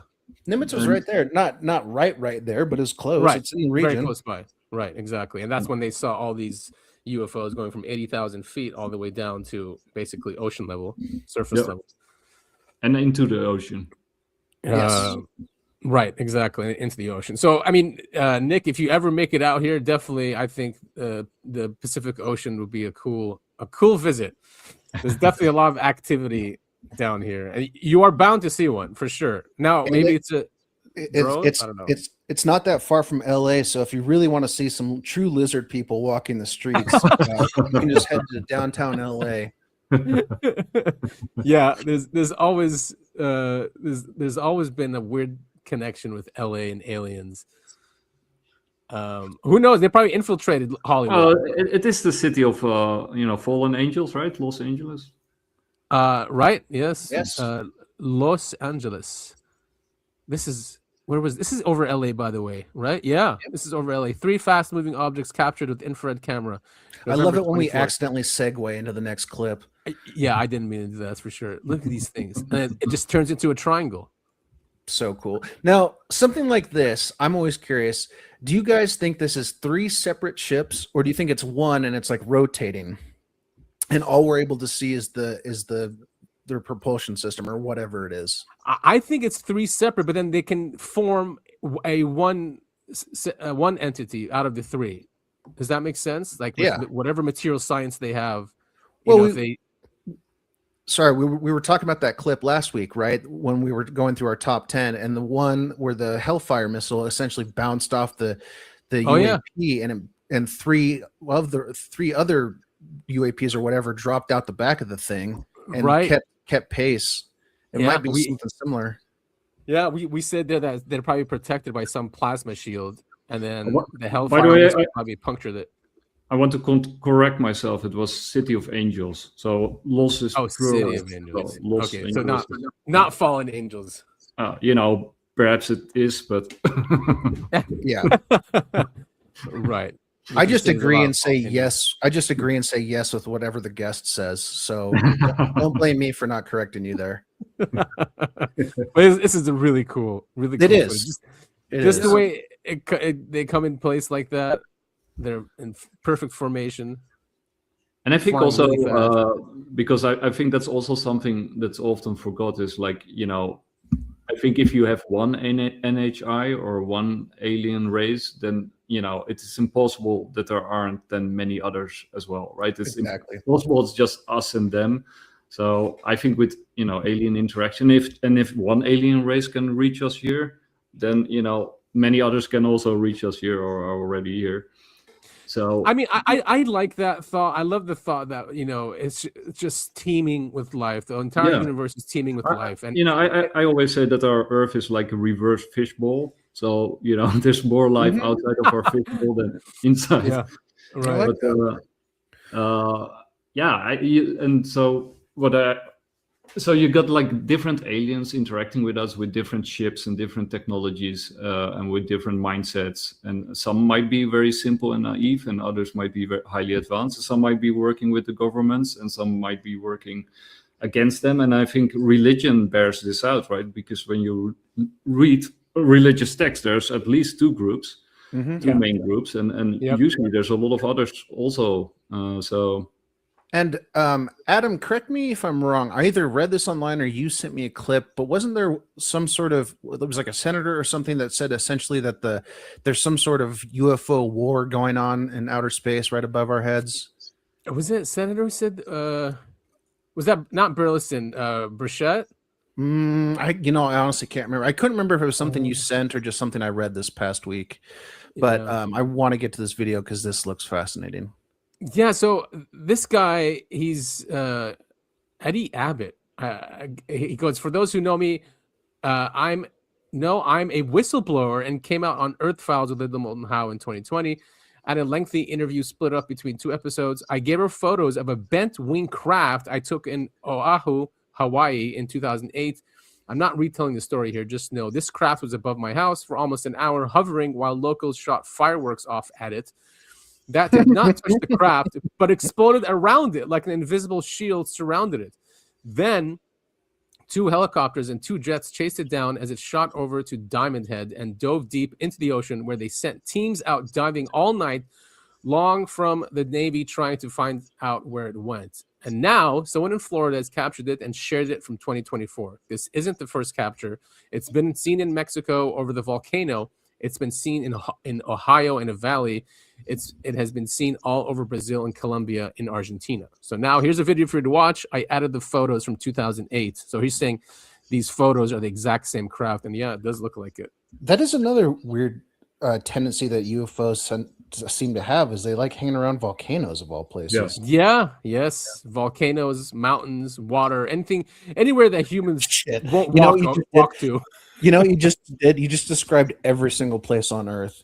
Yeah, they like the oceans, they like the desert, they like the trees, they like water, they like the sun. Yeah, no. Well, I mean, most people won't walk into a volcano. I'm teasing, but I just thought that was funny. But this is crazy. Look at this stuff. Yeah, of course it's blinking. Yeah. Bent wing craft, he calls it. And just the way, I mean, it's blinking like FAA lights, but not really. Yeah, strange craft. I mean, this is something out of a sci-fi movie. Yeah, definitely. And it looked really cool. It does look very cool. Could it be human? I mean, humans don't typically design things like this. I don't see a aerodynamic reason to have a bent craft. And if it's like a black op project, why would you put it, why light it like a Christmas tree? Right, exactly. Yeah, good point. It's like, it kind of looks like a butterfly or a moth. Yeah, a little bit. Yeah. It reminds me of actually the deep sea, I don't know if they're squid or octopus that we've caught on camera a couple times, where they've got bioluminescence to them that blink and make patterns and stuff. In fact, I think we played a clip of one on the show not too long ago. But it's that same kind of thing where it'll change shape and it'll continuously blink with the lights that it's embedded in its body somehow. I don't know. And I think, when you had Skywatcher and they sort of identified the different types, I think one was the boomerang, right? Mm-hmm. I think there was one of, And then here's the best or a cool explanation. Yeah, I love this. Love me some Jack Vallee. You want to read this? According to author Jacques Vallee, the UFO phenomenon acts like a feedback-driven intelligence that coexists with humanity, intervening just enough to steer belief systems while avoiding exposure. This is a quote. It behaves less like visitors from another planet and more like an intelligence that manipulates physical reality and human consciousness in ways we do not yet understand. Ding, ding, ding, ding. I totally, that statement totally resonates with me. In fact, this gets to the point, really how I, this is more or less what I believe, but he's put it into great words here. Right. And it is the whole avoiding exposure is what gives it away. It's like, all right, so you're just doing enough to steer us, to keep us down some path that you want humanity to go down, and not to really deviate from that. It's like when belief in the woo is going, all of a sudden these events start happening again, then people start believing and coming back to it. Sort of they are tantalizing out of reach, right? You sort of feel that they're there just around the corner in the corner of your eyes, but you just can't hold them. And they tweak us just enough to move us in the right direction, whichever direction that is. But again, when you go back to religion and you have this sort of explosion, like around, what is it like? I think Karen Armstrong calls it these sort of historic turning points. She has a word for it. I forgot the word. But you have this sort of explosion of religion. Yeah, religiosity. Yeah, that's the word. Yeah, like tongue breaker. Yeah. And you know, so I think at certain points they suddenly reveal themselves in a lot more clarity than they normally do. And normally they're sort of lurking just out of reach, just tweaking us here and there. And I think we're heading to another explosive moment where they sort of step into the fore. So so then the question is, what are they trying to do, right? So they're prodding us to develop certain technologies and to grow in a certain direction. And that could be the gifts, right? Because they say some of these crafts are gifts. They just leave them outside of military bases intact. And they also think, I think I heard this on Jesse Michaels, I forgot who he was interviewing, but that they believe they've left it, not just in the US, but like they've ceded it to Russia as well, and to China as well. And we've played clips from this documentary by Hidden America called The Timeline Wars. Really fascinating stuff in there. And he puts that there's different factions fighting right now here for the future, and that humanity is central to this future, whether it's an AI being that's coming back in some way. That one, an AI being was one of them, that it needs humanity to create it, so it's affecting things in the past retro causally, they're saying, because that's physics. But then there's other factions as well doing that, competing for some future.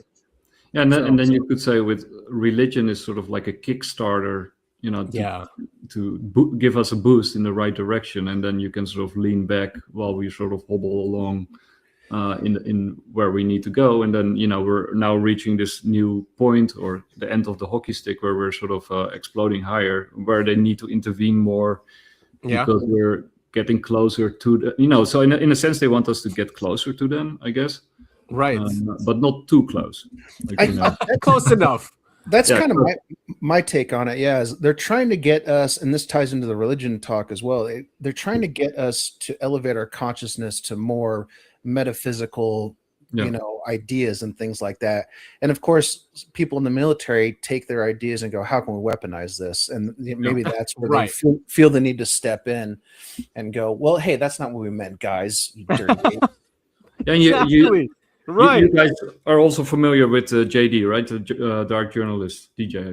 Of course, DJ. And he always talks about the mystery schools, and that there's a war going on with the mystery schools. And Ahriman. And Ahriman. But he also dives a lot into what's his name? Atlantis. Casey. Casey, Casey, and then what he saw, which Chris Bledsoe is sort of like a new Casey. Good point. And the point is, like, what happened in Atlantis was you got these two factions fighting each other, and one was sort of the other one side, which was very technological based, like very, they wanted to, according to him, I don't know his sources exactly, but according to him, they wanted to sort of merge with the machine and have a fixed control over everything. And then you had the other side, who was more like organic, in harmony with nature kind of group. And then there was this weapon that they developed, which basically got into the hands of the wrong group, and then they blew up Atlantis. So something along those lines is, I think, what he we're still kind of fighting that war, right? I think that's what he and that's what he says. And then he also points out that some people are sort of reborn, through the timeline, and that some of these people are now being reborn in more bigger groups and trying to manipulate from both parties, and they're trying to sort of prevent the same thing from happening again. So the other group wants to gain control again, and the other group are fighting them. At least that's sort of how I understand what he said. Right. No, he is trying to say it that way. And I think it's Rudolf Steiner, right? Where work also comes from, and Ahriman, and he was big into the occult. I think he was a Rosicrucian. I was at one time a Rosicrucian. So they see religion as part of our of humanity's, or human consciousness progressing and developing. That religion was a stepping stone to getting where we are today. So maybe you could say that humanity develops anyway, like without intervention from anyone, but then you can develop it in the right way or in the wrong way, and then maybe you get two groups, one pulling in one direction and the other one pulling in the other direction or something. Right, exactly. And so it's always this fight of a technocracy, I guess you can call it, right, versus a natural human. I mean, technology would still be part of even a natural thing, right? Because you need efficiency, you need civilization, and that requires technology. But I guess it's the technocracy part that's dangerous. And I think Jay Anderson is onto something with the acoustics, right? There's a clear connection between acoustics and consciousness, and you got these ancient places where it plays a fundamental role. And then I think he is very smart by recoining the monolithic, the Stone Age, not the Stone Age, but the Age of Stone. I found it a very interesting, cool take actually. I actually like that. I mean, they are using their innate powers and these acoustic abilities, which are also reflected in a lot of, from Egypt. Have you guys seen that documentary Barabar? No, I have not. No. What is it? Barabar? I'll send it after this, and then you're gonna do a podcast on it because it's super fascinating. Nice. It's about a place in India where they found chambers, and officially they are dated to the 5th century BCE, and they were sort of, created supposedly by King Asoka, who was like the king who spread Buddhism. And officially these caves are, to give monks shelter from the rain. That's sort of engraved in the entrance with his name. But nowhere does it say it's mine. He says, I just give these caves to these people. And then, but when you look at those caves, they're hewn out of granite, right? One of the hardest materials on Earth. They are almost to the 10th of the millimeter exact in dimensions. Like there's almost no, no disturbance in the surface. And they have all these kind of right angles, sloping walls, all these kind of geometric shapes of them, and they're perfect. And then they ask masonries and engineers and technicians from from our time, okay, if you want to build something like that right now, how feasible is it? Now, basically, they all agree that it's almost, why would you do it in the first place? But if you would do it right now, you would need space technology and a multi-billion-dollar project to pull it off. And then they give it a grade, from 1 till 10, and then most give it a 10 or a 20 or a 50 or 100, in accuracy. So that's a cave system. That's from the 5th century BCE. That's crazy. There's so much of that. John Hancock has essentially made a living off of discovering places like that. And basically it has perfect acoustics. Perfect. Which they use to increase to put us in different states of mind or increase our consciousness.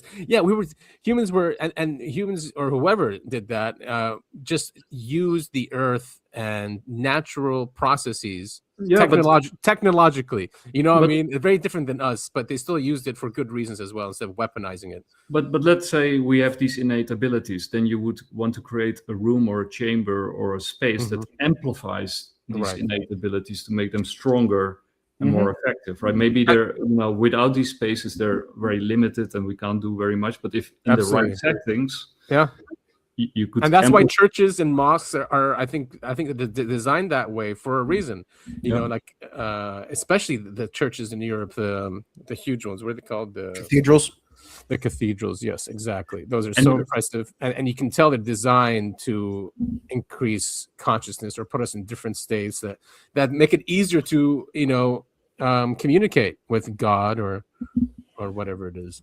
So apparently maybe one of those groups in Atlantis was this group, right, that used acoustics and to amplify our consciousness, and the other group are more more outward focus, like using technology on the outside instead of on the inside, and instead of in harmony with nature, more against nature. Which our technology and the way we use it is very invasive. It's very, you're exploiting or extracting instead of amplifying or growing. Right? It's sort of it's sort of the negative from the positive, and then it feels like it comes out of fear instead of love, right? Those technologies, the weaponized ones. I mean, the only reason why you weaponize something is out of fear. A fear for whatever your ideology or your power or your wealth, something like that. It doesn't come from sharing and loving and expansion. So yeah, they're definitely different, and it's that same old fight. It's like the good versus evil, but then the people who are doing the evil probably think it's good for them. Yeah. And remember also what Gallaudet said, Admiral Gallaudet. Admiral Gallaudet. Yeah. What did he say? So he said a lot of things, of course, but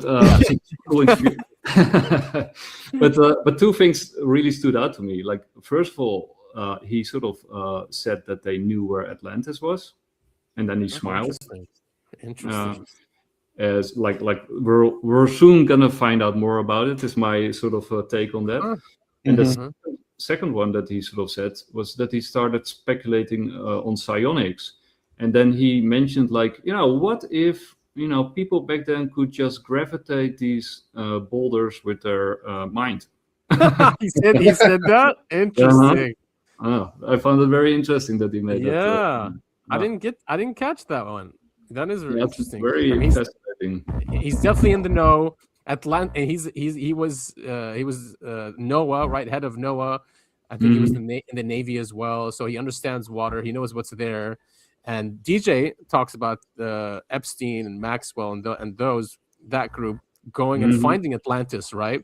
I mean, those. Good Lord. I love those episodes when he goes into deep dives into Epstein and finding Atlantis, because the island is near where they think Atlantis might be.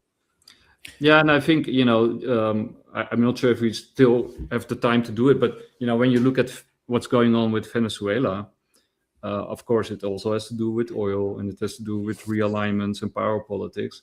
But I think one of the other things that's pretty clear to people in the UFO field is like the moment that Trump said that the Gulf of Mexico was called the Gulf of America. Gulf of America, yeah. I mean, that was a clear sign which way the wind was blowing, and that the Americas are becoming one thing. I agree with you there. I do agree with you there. I think they're moving the pieces, right? If China's having this massive growth and Russia is not, we can't beat Russia even with all this money we've thrown and all these lives, hundreds of thousands of lives, and this proxy war in Ukraine. So why not? This is our hemisphere. This is the way Trump thinks. Yeah, the Monroe Doctrine. The northern hemisphere is ours, right? Let's take it over. Yeah, and I mean, he already said we want to annex Canada, right? Yeah. And there's the Greenland thing too. I mean, and then imagine what you have. You have like a world. You have one half of the world, right, from North Pole to South Pole. And if you want to create a space-based economy with Bitcoin and AI, then you have all the resources, all the population, the workers, the knowledge. You have a very defensible, basically, impenetrable wall that, for China and Russia, would be very hard to defeat the Americas as an economic unit. But and then, I don't know what's underneath the South Pole, but I think a lot of interesting stuff there. But in what DJ also says is like in the Gulf of Mexico, you got, the Bermuda Triangle, but also the, part of the records, right? Yeah. Yes, exactly.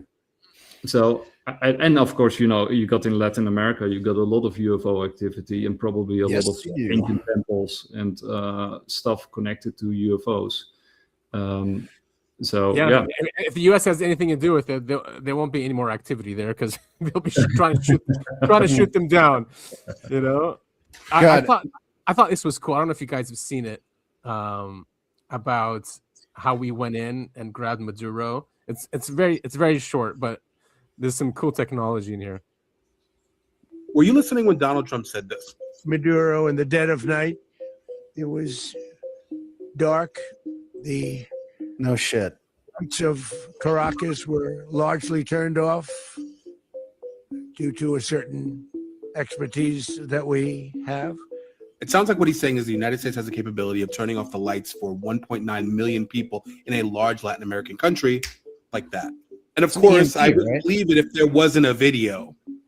Y después van hacia arriba, ¿sí? Si es por parte de su madre o parte... Never mind, not an EMP.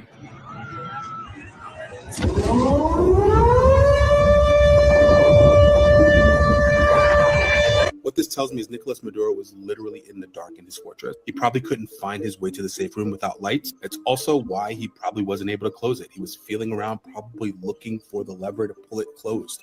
Couldn't find it. You gotta love Trump, huh? He can't shut up. I mean, who else would say that? He go, it was dark because we have a certain expertise, you know. Like he always gives it away. That it's probably why they don't tell him too much. Exactly. They know he's just gonna blab about it. It's so funny, dude.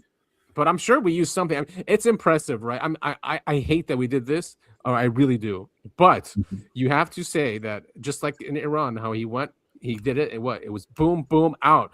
Same thing. It was boom, boom, boom. Captured him, and we were out. I mean, it's going to be a big mess. Obviously, it is. You just can't help it. But there's no troops on the ground. There wasn't massive casualties. There wasn't civilians blown up. So he also proves that you can go in and do precision extractions like this, which means Israel could have done the same thing if they wanted to instead of flatten Gaza. I think there's also something else at play here. It seems to me, I think we were talking about this before the show, but it seems to me based on all the photo ops that Maduro's gotten and a change of clothes with every single one. Yeah, and brand new clothes. He was in a full suit when he got in the middle of the night. It was dark. Yeah, we know. It was the middle of the night. It was dark, yeah. That's how night works. But it seems like it was there was some serious assistance from like a coup. It was a military coup, essentially. Yeah. Like he was prepped on a platter, ready to go. It wasn't like we had to go in there and find him, like Bin Laden or something like that. Yeah. I mean, the thing is, there's a lot of and these could be made up. I don't know. A lot of his soldiers have come out and requested, and this is probably natural, but for sure some elements, or maybe Maduro himself made a deal because he was trying to make a deal before anything happened. And Trump was just ignoring him. He's like, "Here, take the oil. Take it." That's what he was saying. He's like, "Our gold, our silver, our platinum, whatever you want, we'll make a deal." But no. Yeah, I think I think that he's clearly using the carrot and the stick. And some South American countries are, taking the carrot. I think Bukele, Milei, and there's a lot of rumors that other countries are sort of, moving towards Bitcoin, crypto, libertarian, kinda, but actually conservative values, more like nationalistic thinkers. Like in Hungary, Orban. You got this sort of more nationalistic instead of international. Groups like what we were used to, and I think Venezuela, he was offered the carrot, which I think you're right. He declined, and he got the stick, and he's clearly working with the BRICS, right? For sure, yeah. With China, Russia. So because when there were embargoes on Venezuela, so they were selling their oil at a cheaper price to China to sort of make ends meet. But basically, after the last elections, I forgot the name of the previous president, but the economy of Chavez. Chavez, that guy? No, I think there was somebody in between. But the economy, went off a cliff, right? And I think 20% of the population fled Venezuela. A lot of people died of hunger. So there was a lot of, he was not a really good president, Maduro. Yeah, and that's where not. Yeah, exactly. We're not saying. Yeah, so there was a lot of resentment within the population. But it's not like it's not like people. Who said this example? It's like if someone took out Trump, you'd have a bunch of liberals and millions of people in the streets celebrating. It doesn't make it a good thing. Right? No. But I mean, it was sort of ripe for the plucking, right? Because if you play the great game, because they're basically the great, we're now in the power politics, right? The old politics is dead, and now it's just almost naked power politics. It is, yeah. There's no more international whatever order. You thugs see and mafia. Yeah, internally it's naked power politics. It's like either us or them, right? Yeah, one of the two groups is going to prison, and the gloves are coming off. People are going to prison and are being, first it was Trump, who was indicted for all kinds of stuff. Now the shoe is on the other foot, and now they get the same thing, and the same is internationally, right? So all bets are off. They just saw the weakest spot in the BRICS armor, and the weakest spot was Venezuela, because it produces like tons of, it has the potential to produce tons of. It has the biggest oil reserves in the world. Biggest right? oil reserve, biggest gold reserves as well. So if you want to, and also because China controls the rare earths, Deng Xiaoping was like a visionary, 40 years ago. He said it was the new oil, and everybody was laughing, but China plans for like 100 years. So, but if you want to sort of kick them in the nuts without an army, because an army is too expensive to maintain, right? Because you don't have the rare earths, then you do a precision strike on Venezuela, because you hit all of the people. You even hit Iran, right? Because you take one really big oil player out of the game, which then aligns with the US. That means that Venezuela is part of OPEC. So that means the US now has a ton of oil potentially. Yep. That means and a seat at the table at OPEC, right? So they can dictate prices, or it means also that they can attack Iran, right? Because they can, if the Strait of Hormuz is closed, then they just go to the oil station across from the pond, right? So and the war on Iran is for who? Exactly. Yeah, definitely not for us. And also with Canada negotiations, right? They can also leverage this against Canada, because Canada provides the US with oil, but now they have Venezuela, so who cares about Canada? Right, so that's one card less that they can play in their negotiation. Yeah, exactly. I mean, it'll be the next USMCA, or did we already do that one? I can't remember. Did we redo that one again? Which one? USMCA, the trade agreement between Canada and Mexico. Oh yeah. I mean, from Trump's last time. That's about it, though. Yeah. And I think Venezuela have natural gas. Yeah. So it's not just oil; they have natural gas as well. Yeah, and I think and huge. Seventh largest in the world. Wow, man, it's just I mean, why wouldn't you go after it, huh? Yeah, it's just very badly run, right? They could have been millionaires down there, but they're wasting their potential. I still don't think our corporations are going to help the people. I mean, it's going to probably be like 7 families are going to be rich in Venezuela. That's about it's good news for the oil companies. Exactly. But it also sends a message to the rest of Latin America, right? Next time you get the carrot, take the carrot, right? Or you get the stick. Right. Unfortunately, the carrot's not usually a great deal either. True. No. I mean, and he was very pro-Palestine. Venezuela is pro-Palestine. This Machado has gone around, the way she sold it is that she says, oh, we want to be friends again with Israel and move the embassy, because she knows where the power lies. And that's who she was talking to. Her audience was the power structure in Jerusalem. And she said she will move the embassy to Jerusalem. And there's so many clips out there of her saying that, and of Maduro protecting or defending the Palestinians, and talking about the atrocities in Gaza, and talking about Bibi Netanyahu. And that can't happen in this hemisphere, And what you also see is, like, if you do these precision strikes, these sort of scalpel actions that they are now doing, Israel is always involved, right? Because Israel has the knowledge, expertise to do these precision strikes. right? That's the that's their specialty, because they're a small country, like, and they're holding up in a rough terrain. So they specialize in precision strikes. That's what they do, right? So you cannot pull these things off without Israel's help. I guess, yeah. I mean, and he's Colonel McGregor talking about it. On Ms. Machado, she's the lady that just won the Nobel Peace Prize, and she's from Venezuela. And she said, if we're liberated by the U.S. Armed Forces and they remove Maduro, our first act will be to move the Venezuelan embassy to Jerusalem. What does that have to do with? I'm completely confused. Like, what? Well, you can't be that confused. I think she's hit on something very important. She's figured out where the power lies, and she's playing to the audience that makes the decisions. Ms. Machado, she's the lady that just won. Yeah, I mean, McGregor has it, and there's countless of clips where Maduro is, basically against the Zionists and their agenda. So you can't have that in this hemisphere, that's for sure.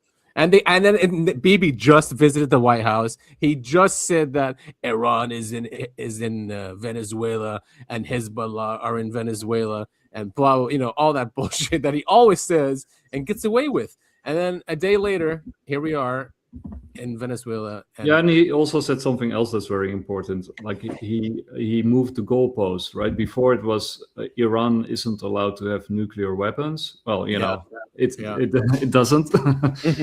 and now they're also not allowed to have long-range ballistic missiles. So that's sort of a new tripwire. So if Trump agrees with that new limit, that can't be crossed, then they have to attack again, because they have to remove all the long-range missiles.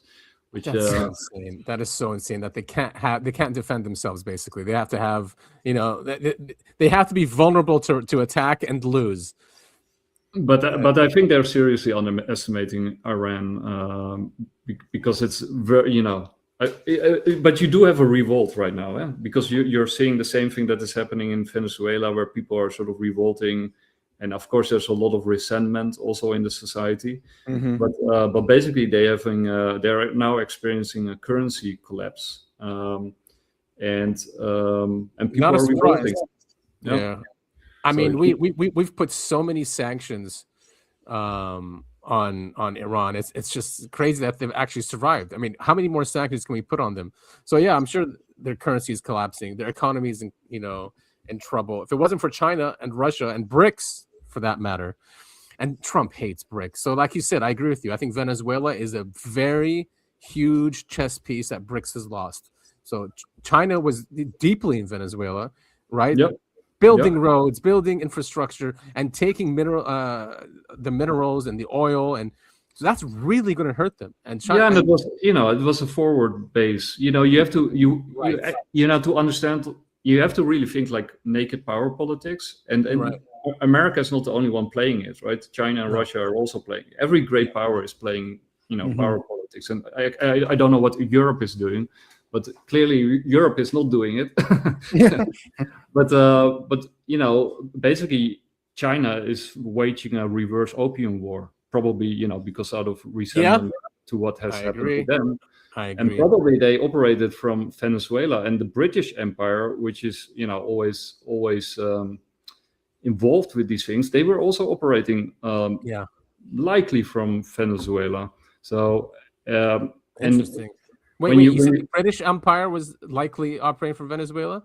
Well, Europe at the moment is still very much, in my view, World Economic Forum, Davos mindset, right? The sort of the Soros crowd. Mm-hmm. And the UK, the British royals and the elite. Mm-hmm. It is also still yet the financial heart of the world. Yep, right. Is. So with City of London. Yeah, the City of London. So it's wielding tremendous powers, and from the World Economic Davos crowd, it was clear that they wanted one world government, and that the stick was going to supposedly go to China, right? China would be the real new role model. I see what you're saying. Yeah. Okay. So I think that Europe is also leaning at the moment very much towards China, You know, they hate Russia, they hate America, but they're sort of, you know, between a rock and a hard place. But if you let them choose, they would go with China, right? And I think that's because they still are in that, you know, World Economic Davos mindset. So I think the things that China was doing towards the US, because, you know, they rightly perceived the US as their great rival, you know, obviously, was with the help of the World Economic Davos crowd, right? They basically they were waging, and they are still waging, war against their own citizens. Yeah, yeah. And the Trump team is not good. I'm not defending them. No. But that's what they are fighting against, and you know that's why he was put into power. Yeah, you're right. Exactly. That's why they're acting the way they're acting, and why when they go to Europe they say the things that they say. And and Trump recently, a couple of weeks ago, released the new national security paper, and they clearly state in the paper that they don't agree with the, you know, the direction of Europe, and that they are planning to more actively intervene in Europe. So basically, and they want to pull out of NATO, right? Or something about NATO is in there. Yeah. So there's a Cold War going on, and Trump has also said with NATO, like, okay, we'll provide you with the weapons, but we don't agree with the war. You know, if you want to fight, go fight, but you know, we'll stay out of it, because America knows that it can't win the war because they don't have the rare earth minerals. And Europe, I don't know what Europe thinks, but you know. Great assessment, man. Great assessment. Yeah, I mean, it's especially the earth, the minerals, because China's blocking them. And you can't have technology without that. Which the one half is the old world, that is like dollar-based, reserve currency based. So that used to be the most powerful weapon on earth, was the US dollar, but it's, you know, waning, and they are overusing it, and the more they use it, the weaker it gets. And they're fighting the producing countries of the world, the factories of the world, Russia, China, India, right? The BRICS are basically the producing countries, and the West is the consuming, service-oriented, financial. But they're losing, and Trump team has clearly seen that they're, you know, on the losing side of that bet, unless they can unite the Americas. You know, the Monroe Doctrine is, you know, if you mess around in our backyard, we're gonna kick your ass. And Maduro was selling oil in yuan, you know, as well, and so it looks like they are consolidating South America. I mean, half of South America is Zionist, right? We have Argentina, Chile. Like, I saw the map. I forget what show I was watching. You mean all the countries that we previously disposed the leaders of? Yes, right, exactly, and that's but that's how we're bringing them into our influence. It's called the Isaac Accords. You guys hear about the Isaac Accords? So that's it's like the Abraham Accords, but it's the same thing. They're applying it in South America, and and that they have three things. If they join the Isaac Accords, that they have to move their embassy to Jerusalem. They have to not criticize, you know, what Israel is doing. And I forgot what the third one is, but they're doing something similar in South America. And we're helping them do it. So it is part of this new world that's being created, that the U.S. empire is helping shape. Yeah, and I think it also sends a message to Canada and Greenland, right? You know, we're now fixing South America, but you know, this can also happen up there if you, you know. Yeah, you better get in line, and look how quickly we did it, right? I mean, you got to say that was impressive. Guys, we're getting up to 2 hours. I want to play other clips, but we need maybe this one's really funny about basically what happened. I did see you had the schizo conspiracy post about gravity pulled up. Oh, did you want me to return back to that? We don't have to touch on it, but I do want to talk about it though, because is this real? Is this, I don't know if you saw this, Nick. It's called August 12th, 2026. Obviously, it's in the conspiracy subreddit on Reddit. And here is the theory. I was shocked when Topher sent this to me. On August 12th, 2026, the world will lose gravity for 7 seconds. NASA knows. They're preparing but won't tell us why. In November 2024, secret NASA document titled Project Anchor leaked online. The project's budget is $89 billion with a B. and its goal is to survive a 7-second gravitational anomaly expected on August 12th, 2026 at 14:33. That, of course, 33. What is that, 2:30? 3:30? Yeah. 2:30. 2:33, yeah. Key facts: duration 7.3 seconds. Expected casualties 40 to 60 million. What will happen for the first 2 seconds? Everything not secured will rise. People, vehicles, animals, etc. 3 to 4 seconds. Objects will continue to rise 15 to 20 meters. 5 to 6 seconds. Panic and chaos will ensue as people hit buildings. I kind of think the panic and chaos will ensue during the entire thing. Right. Yes. No, at first they're like, "Oh, this is fun." Yeah. Hey, look, we're floating. Yeah. We're all floating down here. Look, I'm 20 meters off the ground. How exciting. And then, of course, after 7 seconds, gravity returns and everything falls from its height. I think truly this is a schizo post, but I live for these because they are so much fun. But yeah, apparently, according to this theory, that NASA's building underground bunkers. You know, they of course will have all the world leaders safe and secure, strapped to cushy chairs so they don't float away. Right. But I did, just in case, set an alarm for August 10th, so I will be ready, and I'll get everything secured for August 11th. Is this NASA, supposedly NASA has known about this for 5 years. Yes, it's 2019. It's the intersection of two gravitational waves from black holes, predicted in 2019 with a probability of 94.7%. NASA has known about this for 5 years. Is there an article that's linked to this, or no? Oh, there it is.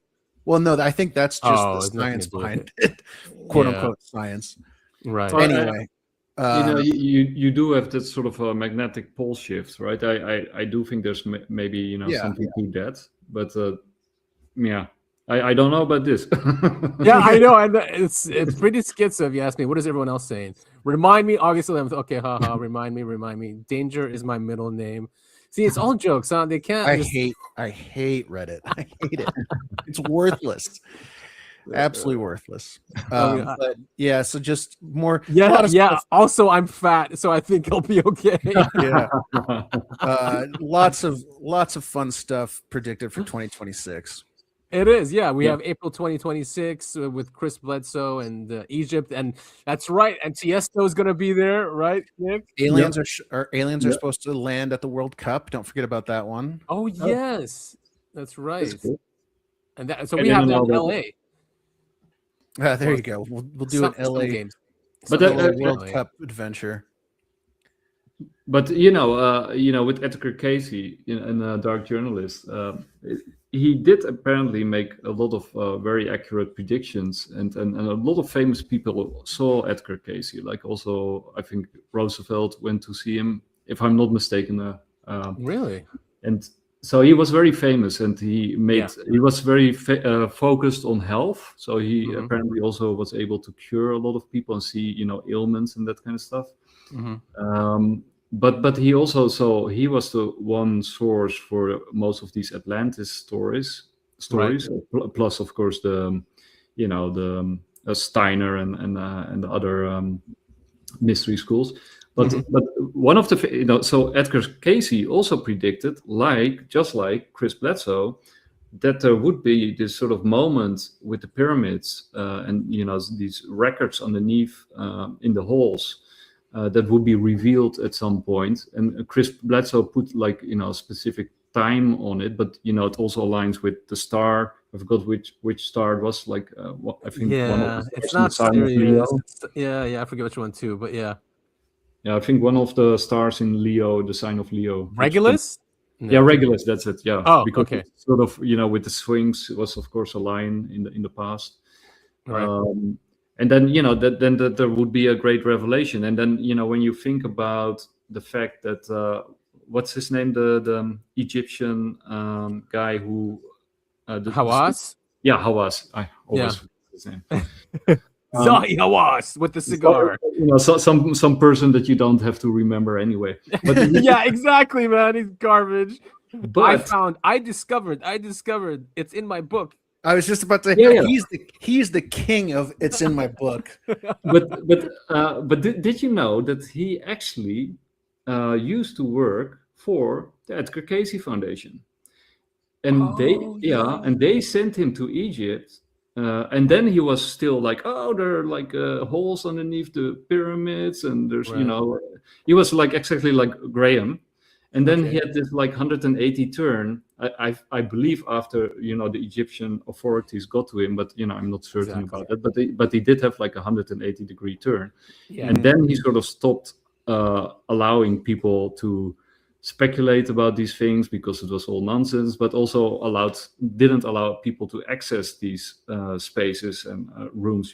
They started to block everything, and then it's very strange that the SAR technology from Beyond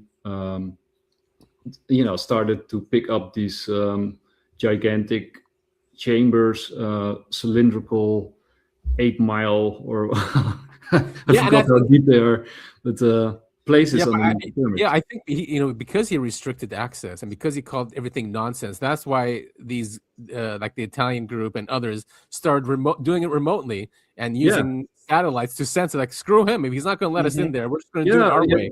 Yeah, but I mean, Philip Biondi started doing that. But why did he start doing that at that particular time, just leading up to 2026? Like, what's up with that timing there? Is it just a coincidence, or I don't know. And they also found the labyrinth. He works with the military, right? The Italian military. He was very uncomfortable when Jesse Michaels asked him about that. He like gave him a look. He's like, "Don't even ask me." He's like, "No." He's like, "Okay, I won't even ask you." Yeah. He was very uncomfortable, because then Jesse was like, "Well, Americans here in America, when someone works for the government, they can say they work, they just can't get." He's like, "No." He just shakes his head. So he wasn't even allowed to say he works with the Italian military. So interesting to bring that up. That maybe they know something and they want to know. They need more evidence. Like, what's under there?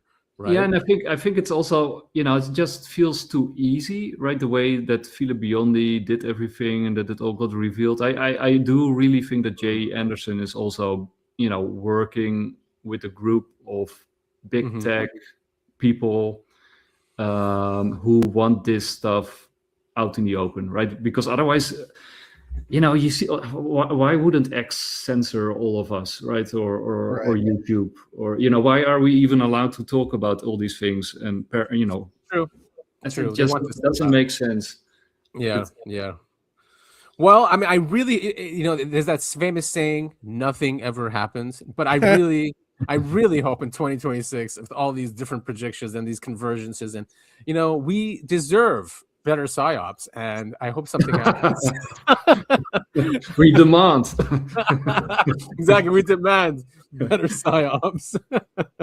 I mean, yeah, it would just be fun. I think civilization needs to change, needs to awaken somehow. Yes, we need to be careful of who is trying to grasp a narrative, and that's our job, is to have all these different perspectives, or what do you want to call it? Can I say one final thing about Canada? Definitely. Yeah.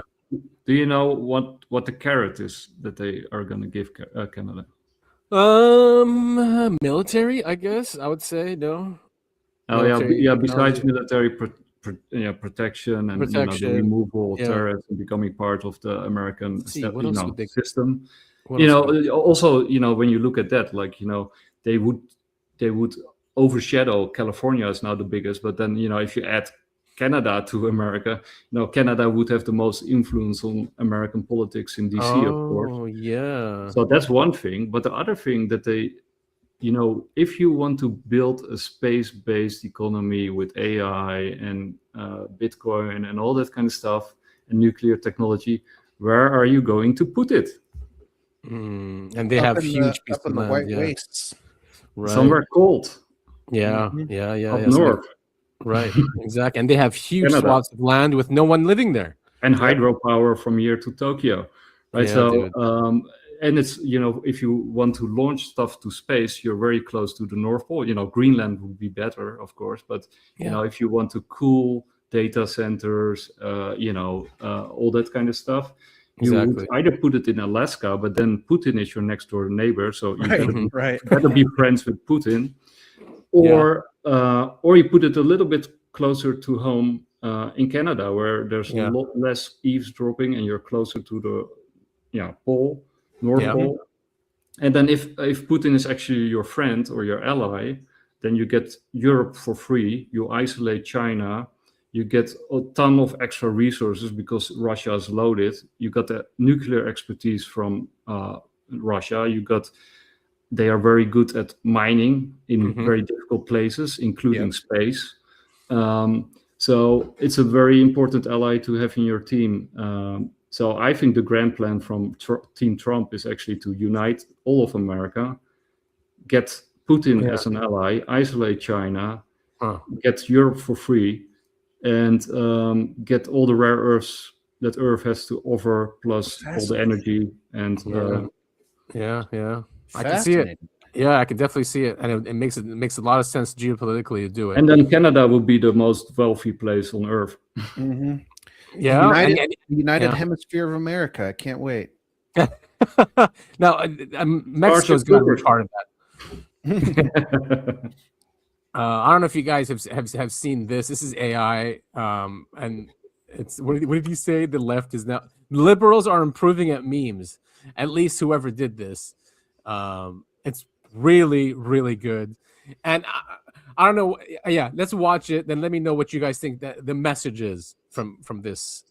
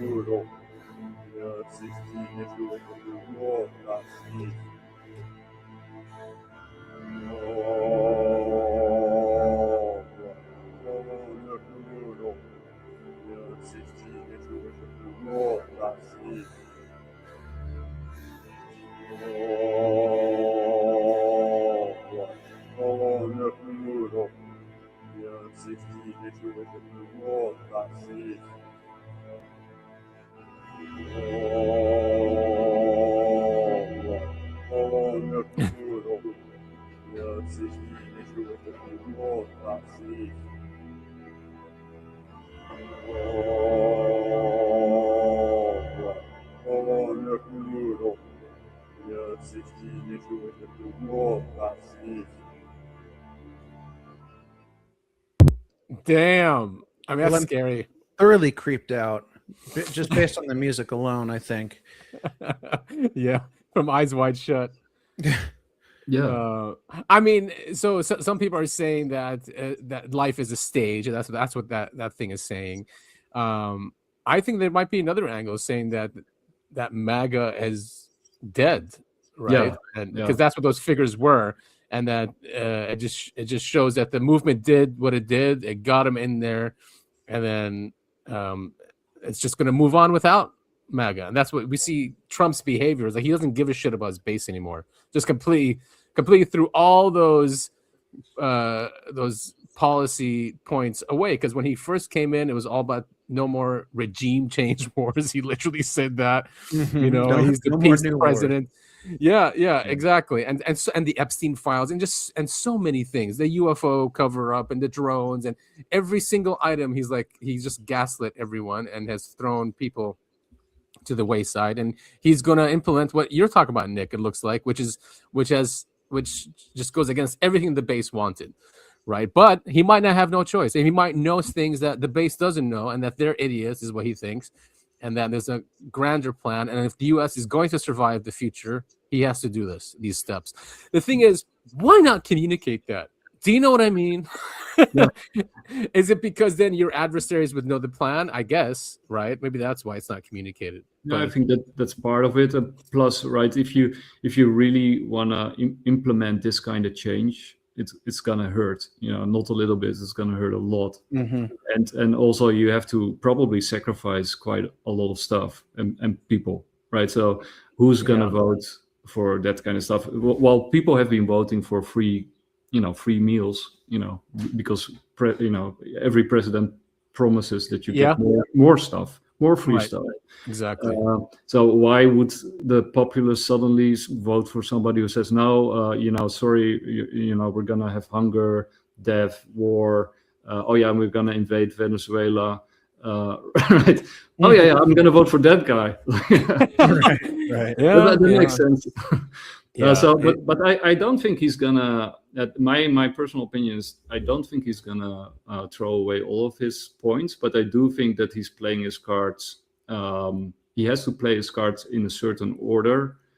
And even though you might get what you voted for, it might not be as nice as you thought it would be when you voted for it. So right. Yeah, it's a price tag to each of those promises that he made. Well, and this. Yeah, go ahead. Hey, Nick, you brought up an interesting point earlier. You were talking about 100-year plan, like forward thinking from China, for instance. I mean, this kind of goes along with that. If this is really Trump's long-term plan to unite the Western Hemisphere like this, I mean, you're absolutely right. It's not going to be pretty, and it'll suck for quite some time to set up a long-term goal. And unfortunately, long-term goals like that are not something that gets a voter base to go out and vote for you. And I think it's just it's just kind of human nature. We go, this isn't going to affect me. This might not even affect my kids. Why would I even think about voting for this? And that's why I also think, like, I look at this thing through the prism of Rome, right? I think what we're going through right now looks very much like what Rome went through when it went from a totally corrupt and dysfunctional republic to an empire. Yeah. And I think what we're seeing right here is the birth of America as a real empire, right? Not as a metaphorical empire, an overt empire. Because we never called ourselves an empire, right? But we clearly are. So yeah, that's a good point. Think the first emperor is going to be Trump. Yeah, or his son, Barron. Oh, Barron. I mean, there's a push for that. There's a huge push for that he becomes like a monarch or something. So very interesting, Nick. I like that. Yeah, and that allows you to compete with China, who also thinks in like 100 years, right? Because you cannot do this if you're out in 4 years, because then somebody else will throw a monkey wrench in the whole plan. So you have to take out your opponents and rule like an emperor.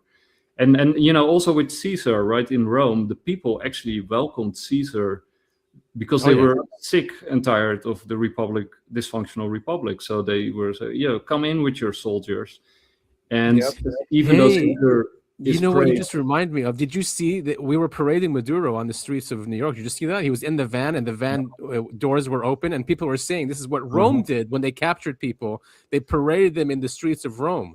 And also there were signs in the skies when, Caesar, when the empire turned into... When the republic turned into an empire, there was also a lot of, Well, yeah, it became a Christian empire, right? He saw. That's later. That's Constantine. Yeah, Constantine. Oh, okay. Yeah. But that was I think 380 or 350, something along those lines. But but Caesar was just before basically just before Jesus, so to speak. And then you got Augustus was like the first official real emperor who really did also a lot of good things. But it kind of reminds me of that. And also because the empire was crumbling, right? So they had to rejuvenate it to go another, couple of 100 years. Yeah, so what's another angle to this? Because, Israel and Judaism, they view Europe and the United States as Rome, right? In their books, they call it Edom. And they think that that's the modern Rome, which is the U.S. and Europe. And they think it's going for the Messianic age to come. Edom must be destroyed. When Edom rises, they say Israel falls. When Edom falls, Israel rises. Well, and that's I mean, I don't really look at it in that particular way, but I can, I do think. I know, but rabbis do, and very powerful. But I do think Israel worries a lot about the direction that America is taken. No, it doesn't, because they have a nice grasp. I think they do. That's why you're seeing an uptick in, they want to talk about hate crimes against Jews. I'm seeing more and more ads on television for things like that. I can't remember the name of the organization that advertises it all the time, but how often do you see ads talking about the children who are getting killed in the Middle East? You don't. On the Muslim side, you know what I mean? But they do want to take away our freedom of speech. But I mean, this is a big part of it too. But I mean, I do think they're a little bit worried because, according to them, anti-Semitism is on the rise. Right? That's the thing. That's the argument that keeps getting thrown back and forth and getting footballed around. Is it anti-Semitism or is it anti-Zionism? Are they the same thing? Are they different? Everyone's got different opinions. But if you're anti-Zionist, that's scary to them, right? Because that's, regardless of not if you're an anti-Semite, which no one should be, those often do go hand in hand, right? And I think a bunch of people who are against the state of Israel, they're not going to let Israel they're not going to like or want Israel pursuing its goals. Yeah, and you can't have an empire, without with free speech. I think you just can't. You can't run it. You can't implement things if people are just not in line, right? And that's I mean, that you also saw that in Europe very clearly, where free speech is also very much curtailed, and it's limited, and you can only say certain things and in a certain way, and you can't offend a lot of people. Basically, you cannot offend anybody. I mean, they're trying to do the same thing here. Actually, here, let's listen to Naomi talk about it. It's not that long, and then we can wrap up. You don't have the right to harm other people with your words, and you don't have the right to say things that have really negative, really horrible meanings. You don't have the right to harm people with your words, and you don't have the right to say things that have really horrible and really negative meanings. Okay, Snowflake, you would think this is a liberal, right? Talking like this? It's actually not. It's the Republican Lieutenant Governor of Florida, Jay Collins. You don't have the right to harm other people with your words, and you don't have the right to say things that have really negative, really horrible meanings. When you want people to destroy Israel, that matters. I'm guessing you're not going to be shocked to find out that he just had a speaking gig with Netanyahu. And Trump's been hanging out with Netanyahu too, and now he's on True Social trying to push war with Iran again. I'm sure that's just a coincidence, right? Anyway, here's an Israeli cybersecurity billionaire telling the American public that it's time to limit the First Amendment to protect it. You're seeing the polarization in countries that allow for the First Amendment and protect it, which is great. And I know it's difficult to hear, but it's time to limit the First Amendment in order to protect it. But don't worry, if you're looking for tough talk from the GOP, because of course they don't like foreigners who don't like the First Amendment, you're only going to get it from Marjorie Taylor Greene, who's leaving Congress because she doesn't take money from the lobby that almost every politician does. But honestly, it might be smart to play dumb about this topic, because if you're ever honest about it and you prioritize America over Israel, they'll call you an anti-Semite, smear your character in the press, lie about you. And who wants that, right? If you're conservative, you know the liberals are not going to help you. But what a lot of people don't understand is most Zionist Republicans in government seem to be prioritizing Israel over America. And when you factually, accurately point that out, they just spiral at you and say it's anti-Semitism. Let me know what you think in the comments. God bless you. Yeah, I mean, they are brazen to go after our First Amendment. I mean, they must be crazy. They must really have no fear if they think the American people are just going to take it. But why would they have fear? What has the American public done to make you think that we would stand up for any of our rights get trotted on? Nothing yet. You know what did, though, was COVID. They did go too far. There was huge pushback with COVID, huge. If it wasn't for that pushback, then, we would have really spiraled into a tyranny. But they do maybe something similar happened to this. I'm not sure. These Orwellian lines, like you have to protect it in order. We want freedom of speech, but in order to have freedom of speech, we must limit it. Yeah, it's like very Orwellian. Double speak. It's double speak. Yeah, it's definitely double speak. And also, if we are going to be an overt empire, which I believe so also, like I said 2 days ago, I was at lunch and I said, I think we're going to have a king. And so it's very similar to what you said, an emperor, which is probably more accurate. And, people were saying, it's kind of outlandish, but I've said outlandish things in the past, this is what they said, I said outlandish things in the past that have come true. So they don't know when, but I think what you described is a way for that to happen. And we might not have no choice. We might not have a choice if we are to survive. Yeah, and I think also, it ties into the whole UFO thing, right? Because if this is revealed, right, if it's revealed that there's something more out there and that we have innate abilities and all this kind of stuff is really mind-blowing, like if it's actually real, and a lot of normies have no idea that it's even happening, right? When you talk about it, then first it transforms politics completely. It transforms societies completely. It just means that we're really leveling up in a way, and that from a government or from a deep state perspective, I should say, from a deep state perspective, it means you want to harness all this power, and you want to limit the liabilities, which is us, right? So you would want to transform society into a prison system. in order to harness it and to limit the dangers of it, and if we have these innate abilities, and I think we are dangerous, right? And I think, and depending on how they spin it, they might say like the empire is divinely ordained. Absolutely, right? absolutely, and maybe it will even get divine ordained something like in 2026 that Trump is at the pyramids, or like DJ Tiesto was playing at the pyramids.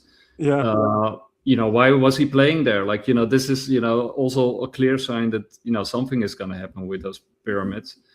And that he might be touched by whatever, and the people almost say it's Trump, our new elected divine person, leader, God Emperor. Emperor. So I think that's a very real possibility. That they either stage something like that or something like that actually happens.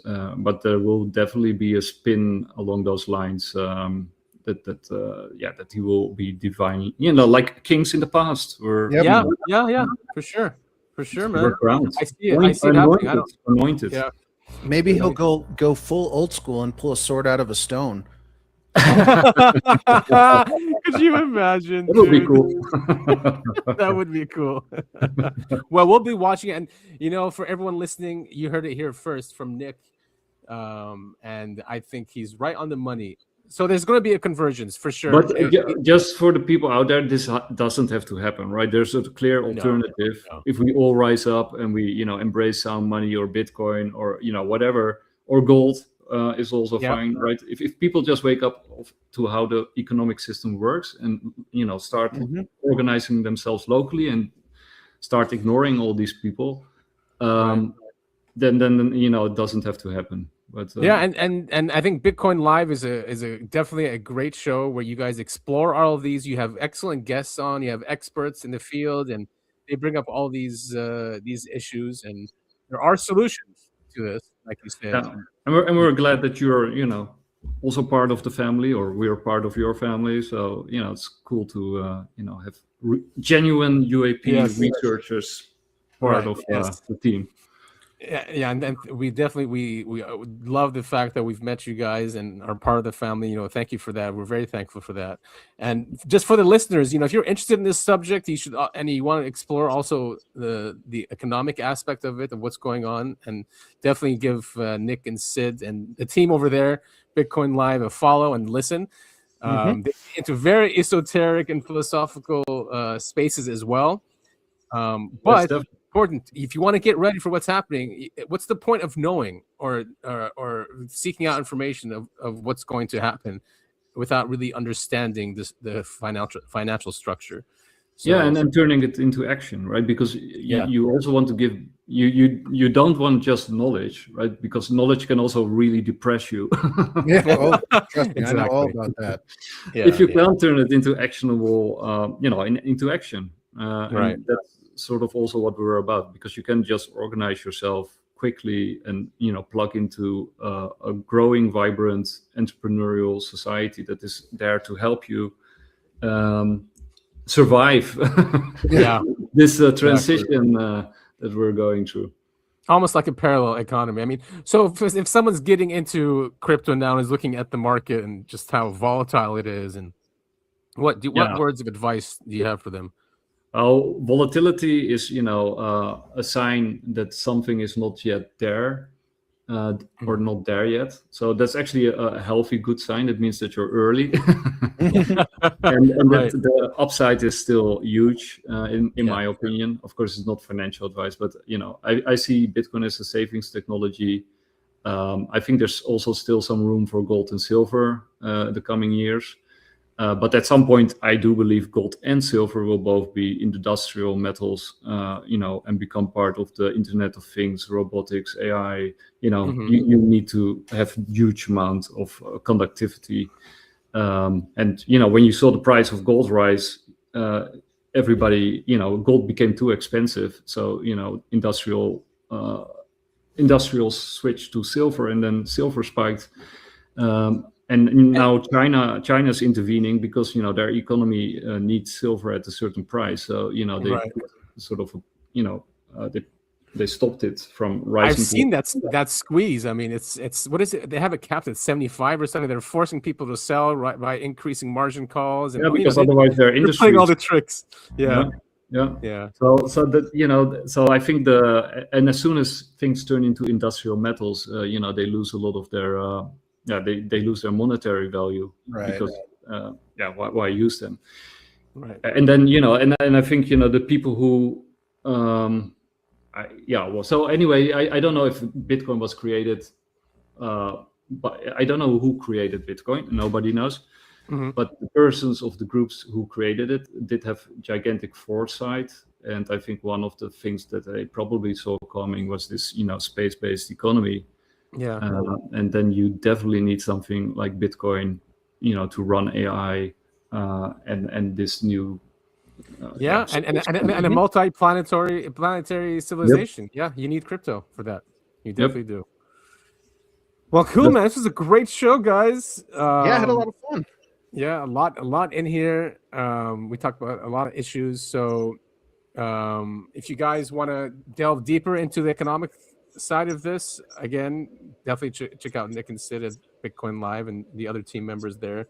They know what they're talking about. And like Nick said, you can have this information and this knowledge and then put something to action where, you're not getting depressed and blackpilled, that you can actually do something about it.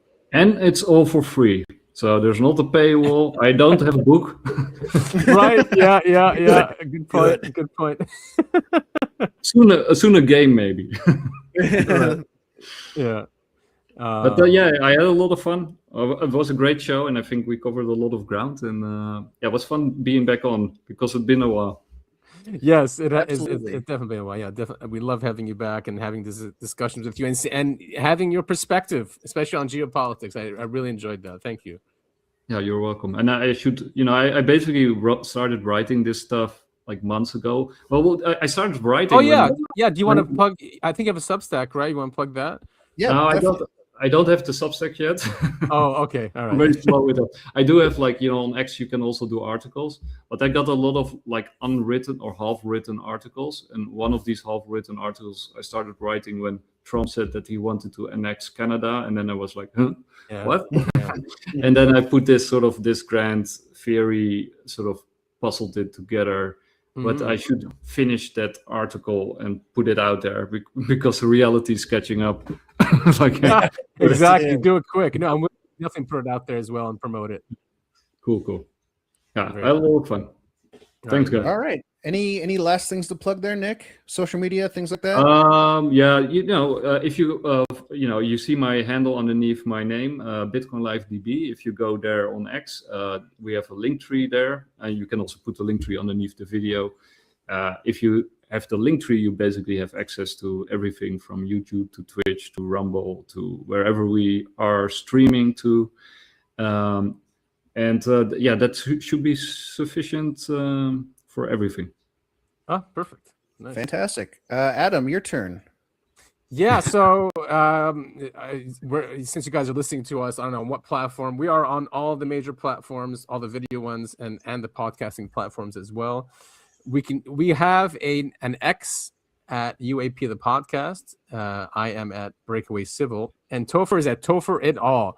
So make sure to check us out over there. If you are listeners only on Spotify or Apple, any of those, come over to YouTube. Just give us a follow. If you don't want to listen to us or watch us on YouTube, just give us a follow there. Smash that like and subscribe button. Smash that button. And comment, it really helps with the algorithms. It just does, sorry to say it. And we got a shill for it every single time. Other than that, I think we're all good. If there's any videos you guys have or any experiences with NHI or UFOs, UAP, aliens, send those to our email at uncoveringanomalies@gmail.com. I should probably get a Proton email for us, but for now it's at Gmail, and we'll take a look at it and probably have you on to discuss if we think it's good enough. If we deem it cool enough. Yeah, and also if there's a topic, UFO abduction or conspiracy you'd like us to cover recover, it's been a while we've been doing this. We might need to go back and clean up some of our previous acts. Yep. Feel free to reach out. Yeah, we love doing deep dives. So yeah, send those over if we haven't covered it already, or if we need to cover something else of that subject. So yeah, and that's all. All right, that's going to do it for all of us here at the Uncovering Anomalies podcast. And we just want to remind you one last time, mark your calendar for August 11th, because that's when the gravity will be shut off. Should be a point in time. I'll probably have a leash or something. Or a That's all the skydivers and bungee jumpers out there. Yeah, exactly. but again, remember, the chaos and fear doesn't happen until about 5 seconds in. So also remember to enjoy yourself. Yes. So I guess we should be back we should be back next week. Yes. Right? We'll see y'all next week. All right, cool. Take care.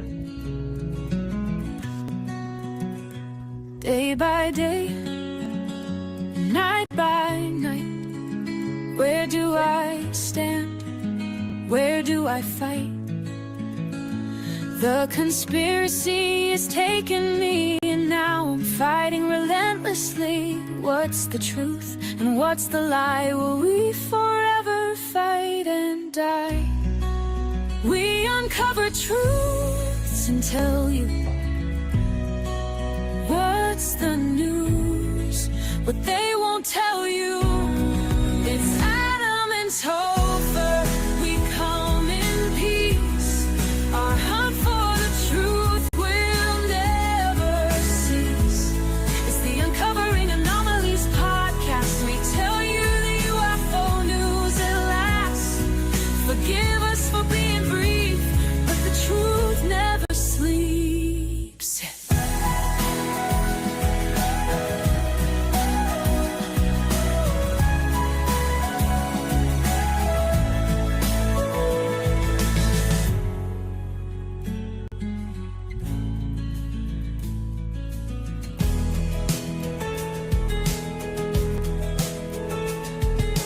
Day by day, night by night, where do I stand?